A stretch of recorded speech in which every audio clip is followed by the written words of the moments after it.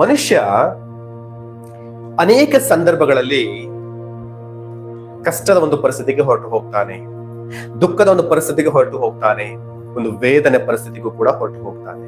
ಇವತ್ತು ನೋಡುವುದಾದ್ರೆ ಅನೇಕರ ಜೀವಿತಗಳು ಇವತ್ತು ಸಂತೋಷಕರವಾದ ಜೀವಿತಗಳಾಗಿಲ್ಲ. ಇವತ್ತು ಅನೇಕರ ಜೀವಿತಗಳು ಇವತ್ತು ದುಃಖದಲ್ಲಿ ತುಂಬಿ ಹೋಗಿದ್ದಾವೆ. ಅನೇಕರ ಜೀವಿತಗಳು ಪರಿಸ್ಥಿತಿಗಳು ಒಳ್ಳೆ ರೀತಿಯಲ್ಲಿ ಇಲ್ಲ. ಇವತ್ತು ಕೆಟ್ಟದಾಗಿ ಅವರ ಜೀವಿತಗಳು ಇವತ್ತು ಕಾಣಿಸ್ಕೊಳ್ತಾ ಇದ್ದಾವೆ. ಇಂಥ ಸಂದರ್ಭಗಳಲ್ಲಿ ಮನುಷ್ಯ ಯೋಚನೆ ಮಾಡ್ತಾನೆ, ಅಂದುಕೊಳ್ತಾನೆ, ನಾನು ಯಾಕೆ ಇಲ್ಲಿದ್ದೇನೆ? ಈ ಪರಿಸ್ಥಿತಿಯಲ್ಲಿ ನಾನು ಯಾಕೆ ಇವತ್ತು ಜೀವಿಸ್ತಾ ಇದ್ದೇನೆ? ಇಲ್ಲಿ ಇದಕ್ಕೆ ಏನ್ ಕಾರಣ? ಯಾಕೆ ನಾನು ಇಲ್ಲಿದ್ದೇನೆ? ನನ್ನ ಜೀವನದಲ್ಲಿ ದೇವರ ಉದ್ದೇಶ ಏನು? ದೇವರ ಆಲೋಚನೆ ಏನು? ಯಾಕೆ ಇವತ್ತು ಇಂಥ ಪರಿಸ್ಥಿತಿಗಳ ಮಧ್ಯದಲ್ಲಿ ನಾನು ಹಾದು ಹೋಗ್ತಾ ಇದ್ದೇನೆ ಎಂಬುದಾಗಿ ಯೋಚಿಸ್ತಾ ಅನೇಕ ಸಂದರ್ಭಗಳಲ್ಲಿ ನಾವು ಭರವಸೆಯನ್ನ ಕಳೆದುಕೊಳ್ತೇವೆ. ಇವತ್ತು ನೋಡೋಣ, ಮನುಷ್ಯನ ಜೀವನದಲ್ಲಿ ದೇವರ ಉದ್ದೇಶ ಏನಾಗಿದೆ? ನಿಮ್ಮ ಜೀವಿತಗಳಲ್ಲಿ ದೇವರ ಆಲೋಚನೆ ಏನಾಗಿದೆ? ಇವತ್ತು ಈ ಪರಿಸ್ಥಿತಿಗಳಲ್ಲಿ ನಾವು ನಿಂತ್ಕೊಂಡಿದ್ದೇವೆ, ಈ ಒಂದು ಕೆಟ್ಟ ಪರಿಸ್ಥಿತಿಗಳಲ್ಲಿ ನಾವು ಹಾದು ಹೋಗ್ತಾ ಇದ್ದೇವೆ. ನಾವು ಯೋಚನೆ ಮಾಡ್ತಿದೀವಲ್ಲ, ಯಾಕೆ ಈ ರೀತಿ ಆಗ್ತಿದೆ ಎಂಬುದಾಗಿ. ಆದ್ರೆ ದೇವರು ಇಂತಹ ಪರಿಸ್ಥಿತಿಗಳಲ್ಲಿರುವ ನಮ್ಮ ವಿಷಯದಲ್ಲೂ ಕೂಡ ಯಾವ ಆಲೋಚನೆಯನ್ನು ಹೊಂದಿದ್ದಾನೆ? ಕೆಟ್ಟ ಪರಿಸ್ಥಿತಿಗಳಲ್ಲಿ ಹಾದು ಹೋಗುತ್ತಿರುವ ನಮ್ಮ ವಿಷಯವಾಗಿ ಆತನು ಎಂತಹ ಒಂದು ಉದ್ದೇಶವನ್ನು ಹೊಂದಿದ್ದಾನೆ, ಎಂತ ಆಲೋಚನೆಯನ್ನು ಹೊಂದಿದ್ದಾನೆ, ಎಂತ ಒಂದು ಯೋಜನೆಯನ್ನು ಹೊಂದಿದ್ದಾನೆ ನಮ್ಮ ಜೀವಿತಗಳಲ್ಲಿ ಅನ್ನುವಂಥ ವಿಷಯವನ್ನ ಇವತ್ತು ನಾವು ಧ್ಯಾನಿಸುವಂತ ಪ್ರಯತ್ನವನ್ನು ಮಾಡೋಣ. ಓಕೆನಾ? ಇವತ್ತು ನಮ್ಮ ಧ್ಯಾನಕ್ಕೆ ನಾನು ಆರಿಸಿಕೊಂಡಂತ ವಾಕ್ಯ ಭಾಗ ಯೆರೆಮೀಯ ಪ್ರವಾದಿಯ ಪುಸ್ತಕ 29ನೇ ಅಧ್ಯಾಯ 1ರಿಂದ 14 ವಚನಗಳನ್ನ ನಾನಿವತ್ತು ನಮ್ಮ ಧ್ಯಾನಕ್ಕಾಗಿ ಆರಿಸಿಕೊಂಡಿದ್ದೇನೆ. ಬಟ್ ನಾನು ಎಲ್ಲಾ ವಚನಗಳನ್ನ ಎಕ್ಸ್ಪ್ಲೇನ್ ಮಾಡುವಂತ ಪ್ರಯತ್ನ ಮಾಡೋದಿಲ್ಲ. ನಮ್ಮ ಈ ಸಂದೇಶಕ್ಕೆ ನಮ್ಮ ಜೀವನದಲ್ಲಿ ದೇವರ ಒಂದು ಯೋಜನೆ, ದೇವರ ಒಂದು ಉದ್ದೇಶ ಏನಾಗಿದೆ ಎಂಬುದಾಗಿ, ಆ ಯೋಜನೆಯಲ್ಲಿರುವಂತಹ ನಾವುಗಳು ಹೇಗೆ ಜೀವಿಸಬೇಕು, ಅದರ ಕುರಿತಾಗಿ ದೇವರು ಎಂತಹ ಮಾರ್ಗದರ್ಶನವನ್ನ ನಮಗೆ ತೋರಿಸ್ತಾ ಇದ್ದಾರೆ ಎನ್ನುವಂತ ವಿಷಯಗಳನ್ನ ಮಾತ್ರ ನಾವು ಧ್ಯಾನಿಸುವಂತ ಪ್ರಯತ್ನವನ್ನು ಮಾಡೋಣ. ಓಕೆನಾ? ಮೊದಲನೇದಾಗಿ ಯೆರೆಮೀಯ ಪ್ರವಾದಿ ಪುಸ್ತಕ 29:11. ಇವರಿಗೆ ಗತಿಯಾಗಲಿ, ನಿರೀಕ್ಷೆ ಇರಲಿ ಎಂದು ನಾನು ನಿಮ್ಮ ವಿಷಯದಲ್ಲಿ ಮಾಡಿಕೊಳ್ಳುತ್ತಿರುವ ಆಲೋಚನೆಗಳನ್ನು ನಾನೇ ಬಲ್ಲೆನು. ಅವು ಅಹಿತದ ಯೋಚನೆಗಳಲ್ಲ, ಹಿತದ ಯೋಚನೆಗಳೇ.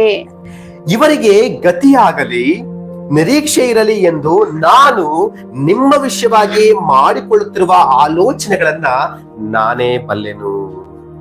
ಅವು ಅಹಿತದ ಆಲೋಚನೆಗಳಲ್ಲ, ಅದ ಕೆಟ್ಟ ಆಲೋಚನೆಗಳಲ್ಲ, ಅವು ಹಿತದ ಆಲೋಚನೆಗಳು, ಅಂದ್ರೆ ಒಳ್ಳೆಯ ಆಲೋಚನೆಗಳು. ಮಕ್ಕಳೇ, ನಿಮ್ಮ ವಿಷಯವಾಗಿ ನಾನು ಮಾಡಿಕೊಳ್ಳುತ್ತಿರುವಂತಹ ಆಲೋಚನೆಗಳು ಯಾವತ್ತೂ ಕೂಡ ನಿಮ್ಮ ಕೆಟ್ಟದಕ್ಕೆ ಅಲ್ಲ, ಅದು ನಿಮಗೆ ಕೇಡು ಉಂಟು ಮಾಡುವುದಕ್ಕಾಗಿ ಅಲ್ಲ, ಅದು ನಿಮಗೆ ಒಳ್ಳೆಯದನ್ನ ಮಾಡುವುದಕ್ಕಾಗಿ, ನಿಮಗೆ ಒಳ್ಳೆಯ ಭವಿಷ್ಯತ್ತನ್ನು ರೂಪಿಸಿಕೊಡುವುದಕ್ಕಾಗಿಯೇ. ಪ್ರೀತಿಯ ದೇವರ ಮಕ್ಕಳೇ, ಈ ಮಾತನ್ನ ದೇವರು ಇಲ್ಲಿ ಹೇಳುವಂತ ಪ್ರಯತ್ನವನ್ನು ಮಾಡ್ತಿದ್ದಾರೆ. ಇಷ್ಟಕ್ಕೂ ಈ ಮಾತನ್ನ ಯಾರಿಗೆ ಹೇಳ್ತಿದ್ದಾರೆ ಅಂತ ಹೇಳಿದ್ರೆ, ನಾವು ಈ ಯೆರೆಮೀಯ ಪ್ರವಾದಿ ಪುಸ್ತಕ 29ನೇ ಅಧ್ಯಾಯ 1ರಿಂದ 14 ವಚನ ಓದ್ಕೊಳ್ತಾ ಬಂದ್ರೆ ಇಲ್ಲಿ ಸಂದರ್ಭ ಏನಪ್ಪಾ ಅಂತ ಹೇಳಿದ್ರೆ, ಸಂದರ್ಭ ನೋಡ್ಲಿಕ್ಕಾಗಿ ನಾವು ಮೊದಲ 3 ವಚನಗಳನ್ನು ಓದ್ಕೊಳ್ಳೋಣ. ಅರಸನಾದ ಯೋಕ್ಯಾನನು, ರಾಜಮಾತೆಯು ಕಂಚುಕಿಗಳು, ಯೆಹೂದದ ಮತ್ತು ಯೆರೂಸಲೇಮಿನ ಸರದಾರರು, ಶಿಲ್ಪಿಗಳು, ಕಮಾರರು, ಇವರು ಯೆರೂಸಲೇಮಿನಿಂದ ತೊಲಗಿದ ಮೇಲೆ ಪ್ರವಾದಿಯಾದ ಯೆರೆಮೀಯನು ಸೆರೆ ಹೋಗಿದ್ದ ಹಿರಿಯರಲ್ಲಿ ಉಳಿದವರಿಗೂ, ಯಾಜಕರಿಗೂ, ಪ್ರವಾದಿಗಳಿಗೂ, ಅಂತೂ ನೆಬೂಕದ್ನೆಚ್ಚರನು ಯೆರೂಸಲೇಮಿನಿಂದ ಬಾಬೆಲಿಗೆ ಸೆರೆ ಹೊಯ್ದಿದ್ದ ಸಕಲ ಜನರಿಗೂ, ಯೆಹೂದದ ಅರಸನಾದ ಚಿದ್ಕೀಯನಿಂದ ಬಾಬೆಲಿನ ಅರಸನಾದ ನೆಬೂಕದ್ನೆಚ್ಚರನ ಬಳಿಗೆ ರಾಯಭಾರಿಗಳಾಗಿ ಬಾಬೆಲಿಗೆ ಕಳುಹಿಸಲ್ಪಟ್ಟ ಶಾಫಾನನ ಮಗನಾದ ಎಲಾಸ, ಹಿಲ್ಕೀಯನ ಮಗನಾದ ಗೆಮರ್ಯ ಇವರ ಕೈಯಲ್ಲಿ ಯೆರೂಸಲೇಮಿನಿಂದ ಬರೆದು ರವಾನಿಸಿದ ಕಾಗದ ಮಾತೇನೆಂದರೆ, ಸಾಕಮ್ಮ, ಇಲ್ಲಿ ಏನ್ ನೋಡ್ತಿದೀವಿ ಅಂತ ಹೇಳಿದ್ರೆ, ಅಂದ್ರೆ ಬಾಬೆಲಿನ ಅರಸನಾದ ನೆಬೂಕದ್ನೆಚ್ಚರ ಏನ್ ಮಾಡಿದಾನೆ, ಈ ಯಹೂದ ರಾಜ್ಯದ ಮೇಲೆ ದಾಳಿಯನ್ನ ಮಾಡಿ ಅವರನ್ನ ಸೋಲಿಸಿ ಅನೇಕರನ್ನ ಸೆರೆ ಹಿಡಿಕೊಂಡು ಹೋಗಿದ್ದಾನೆ. ಈ ನಾವು ಚರಿತ್ರೆ ನೋಡುವಾಗ ಈ ನೆಬೂಕದ್ನೆಚ್ಚರ ಈ ರಾಜ ಇದನ್ನಲ್ವಾ, ಈ ಬಾಬೆಲ್ ಅರಸನ್ ಏನ್ ಮಾಡ್ತಾನೆ, 3 ಬಾರಿ ಯೆರೂಶಲೇಮಿನ ಮೇಲೆ ದಂಡಯಾತ್ರೆಯನ್ನ ಮಾಡ್ತಾನೆ. 3 ಸಾರಿ ದಾಳಿಯನ್ನ ಮಾಡ್ತಾನೆ. 3 ಸಾರಿ ದಾಳಿ ಮಾಡಿ ಮೂರನೇ ಸಾರಿ ಇಡೀ ಯೆರೂಶಲೇಮನ್ನ ಸಂಪೂರ್ಣವಾಗಿ ನಾಶ ಮಾಡುವಂತ ಪ್ರಯತ್ನವನ್ನು ಮಾಡ್ತಾನೆ. ನಾವು ನೋಡ್ತಿರುವ ಈ ಸಂದರ್ಭ ಇದೆಯಲ್ಲ, ಇದು ಇನ್ನೂ ಯೆರೂಶಲೇಮ್ ಪೂರ್ತಿಯಾಗಿ ನಾಶ ಆಗ್ಲಿಲ್ಲ. ಇದು 2ನೇ ಸಾರಿ ಈ ನೆಬೂಕದ್ನೆಚ್ಚರ ರಾಜನು ಯೆರೂಶಲೇಮಿನ ಮೇಲೆ ದಾಳಿ ಮಾಡುವಂತ ಸಂದರ್ಭ. ಆ ಸಂದರ್ಭದಲ್ಲಿ ಅನೇಕರ ರಾಜರನ್ನ, ರಾಜ ತಾಯಿಯನ್ನ, ಅನೇಕರನ್ನ ಆ ಯೆರೂಶಲೇಮಿನಿಂದ ಏನ್ ಮಾಡ್ತಾನೆ, ಸೆರೆ ಹಿಡ್ಕೊಂಡು ಬಾಬೆಲ್ ದೇಶಕ್ಕೆ ತೆಗೆದುಕೊಂಡು ಹೋಗ್ಬಿಡ್ತಾನೆ. ಅಂದ್ರೆ ಅರ್ಥ ಏನು, ಮೊದಲನೇ ಬಾರಿ ಬಂದು ದಾಳಿ ಮಾಡ್ದ. ಆ ಸಂದರ್ಭದಲ್ಲಿ ಅನೇಕ ಇಸ್ರಾಯೇಲರನ್ನ, ಯಹೂದ್ಯರನ್ನ ಏನ್ ಮಾಡ್ತಾನೆ, ಈ ಸೆರೆ ಹಿಡ್ಕೊಂಡು ಯೆರೂಶಲೇಮಿಗೆ ಹೊರಟು ಹೋಗ್ತಾನೆ. ಮೊದಲನೇ ಬಾರಿ ಹೋದಂತ ವ್ಯಕ್ತಿಗಳಲ್ಲಿ ದಾನಿಯೇಲ, ಶದ್ರಕ್, ಮೆಷಕ್, ಅಬೇದ್ನೆಗೋ ಇವರೆಲ್ಲರೂ ಕೂಡ ಇರ್ತಾರೆ. 2ನೇ ಬಾರಿ ಕೂಡ ಕ್ರಿಸ್ತಪೂರ್ವ 606 ಹೆಚ್ಚು ಕಡಿಮೆ ಆ ಸಮಯದಲ್ಲಿ ಮೊದಲ ಸಾರಿ ದಾಳಿ ಮಾಡ್ತಾನೆ. ಕ್ರಿಸ್ತಪೂರ್ವ 597 ಅಥವಾ 98 ಈ ಒಂದು ಸರಿಸುಮಾರು ಪ್ರಾಂತ್ಯದಲ್ಲಿ ಸಮಯದಲ್ಲಿ ನೆಬೂಕದ್ನೆಚ್ಚರ ರಾಜನು 2ನೇ ಬಾರಿ ಯೆರೂಶಲೇಮಿನ ಮೇಲೆ ದಾಳಿಯನ್ನ ಮಾಡ್ತಾನೆ. ಆಗ್ಲೂ ಕೂಡ ಅನೇಕರನ್ನ ಏನ್ ಮಾಡ್ತಾನೆ, ಸೆರೆ ಹಿಡಿದುಕೊಂಡು ತನ್ನ ದೇಶಕ್ಕೆ ಕರೆದುಕೊಂಡು ಹೋಗ್ಬಿಡ್ತಾನೆ. ಅಂದ್ರೆ ಏನಾಗ್ತದೆ, ಈ ಸಂದರ್ಭದಲ್ಲಿ ದೇವರೇ ಮಾತನ್ನು ಹೇಳುವ ಸಂದರ್ಭದಲ್ಲಿ ಯಹೂದ್ಯರು ಅಂದ್ರೆ ಯಹೂದ್ಯರು ಏನಾಗಿದ್ದಾರೆ ಅಂತ ಹೇಳಿದ್ರೆ, ಬಾಬೆಲ್ ದೇಶದಲ್ಲಿ ಸೆರೆವಾಸಿಗಳಾಗಿ ಜೀವಿಸ್ತಾ ಇದ್ದಾರೆ. ಸೆರೆವಾಸಿಗಳಾಗಿ ಜೀವಿಸುತ್ತಿರುವ ಇಸ್ರಾಯೇಲರ ಬಳಿಗೆ ಏನಾಗ್ತಿದೆ, ದೇವರು ತನ್ನ ಪ್ರವಾದಿಯಾಗಿರುವ ಯೆರೆಮೀಯನ ಮೂಲಕವಾಗಿ ಒಂದು ಪತ್ರವನ್ನ ಬರೆಸಿ, ಆ ಪತ್ರವನ್ನ ಯಾರ ಮೂಲಕವಾಗಿ, ಅಲ್ಲಿಗೆ ಹೋಗುವಂತ ರಾಯಭಾರಿಗಳ ಮೂಲಕವಾಗಿ ದೇವರು ತನ್ನ ಪ್ರಜೆಗಳ ಬಳಿಗೆ ತನ್ನ ಪತ್ರವನ್ನ ಕಳಿಸಿಕೊಡುವಂತ ಪ್ರಯತ್ನವನ್ನು ಮಾಡ್ತಿದ್ದಾರೆ. ನಾವು ಆವಾಗ ಓದಿದಂತಹ 11ನೇ ವಚನ ಇದೆಯಲ್ಲ, ನಾನು ನಿಮ್ಮ ವಿಷಯವಾಗಿ ಮಾಡುತ್ತಿರುವ ಆಲೋಚನೆಗಳು ಅವು ಅಹಿತದ ಆಲೋಚನೆಗಳಲ್ಲ, ಹಿತದ ಆಲೋಚನೆಗಳೆಂಬುದಾಗಿ ಓದ್ಕೊಂಡ್ವಲ್ವಾ, ಆ ಮಾತು ಕೂಡ ಪತ್ರದಲ್ಲಿ ದೇವರು ಬರೆದಿರುವಂತ ಮಾತೇ. ಆ ಇಸ್ರಾಯೇಲರಿಗೆ ಆ ಪತ್ರದ ಮೂಲಕವಾಗಿ ದೇವರು ಈ ರೀತಿಯಾಗಿ ಹೇಳ್ತಿದ್ದಾರೆ. ಅದರ ಸಂದರ್ಭ, ಶತ್ರುಗಳ ದೇಶದಲ್ಲಿ ತಮ್ಮವ್ರನ್ನ ಕಳೆದುಕೊಂಡು ತಮ್ಮವರಿಂದ ದೂರವಾಗಿ ತಾವು ಊಹಿಸದ ಜೀವನವನ್ನ ಅವರ ನಡೆಸ್ತಾ, ದುಃಖದಲ್ಲಿ, ವೇದನೆಯಲ್ಲಿ, ನಿರೀಕ್ಷೆ ಇಲ್ಲದೆ ಭರವಸೆನ ಕಳೆದುಕೊಂಡು ಜೀವಿಸುವಂತಹ ಸ್ಥಿತಿಯಲ್ಲಿ ಇಸ್ರಾಯೇಲ್ಯರು ಅಥವಾ ಯಹೂದ್ಯರು ಜೀವಿಸ್ತಾ ಇದ್ದಾರೆ.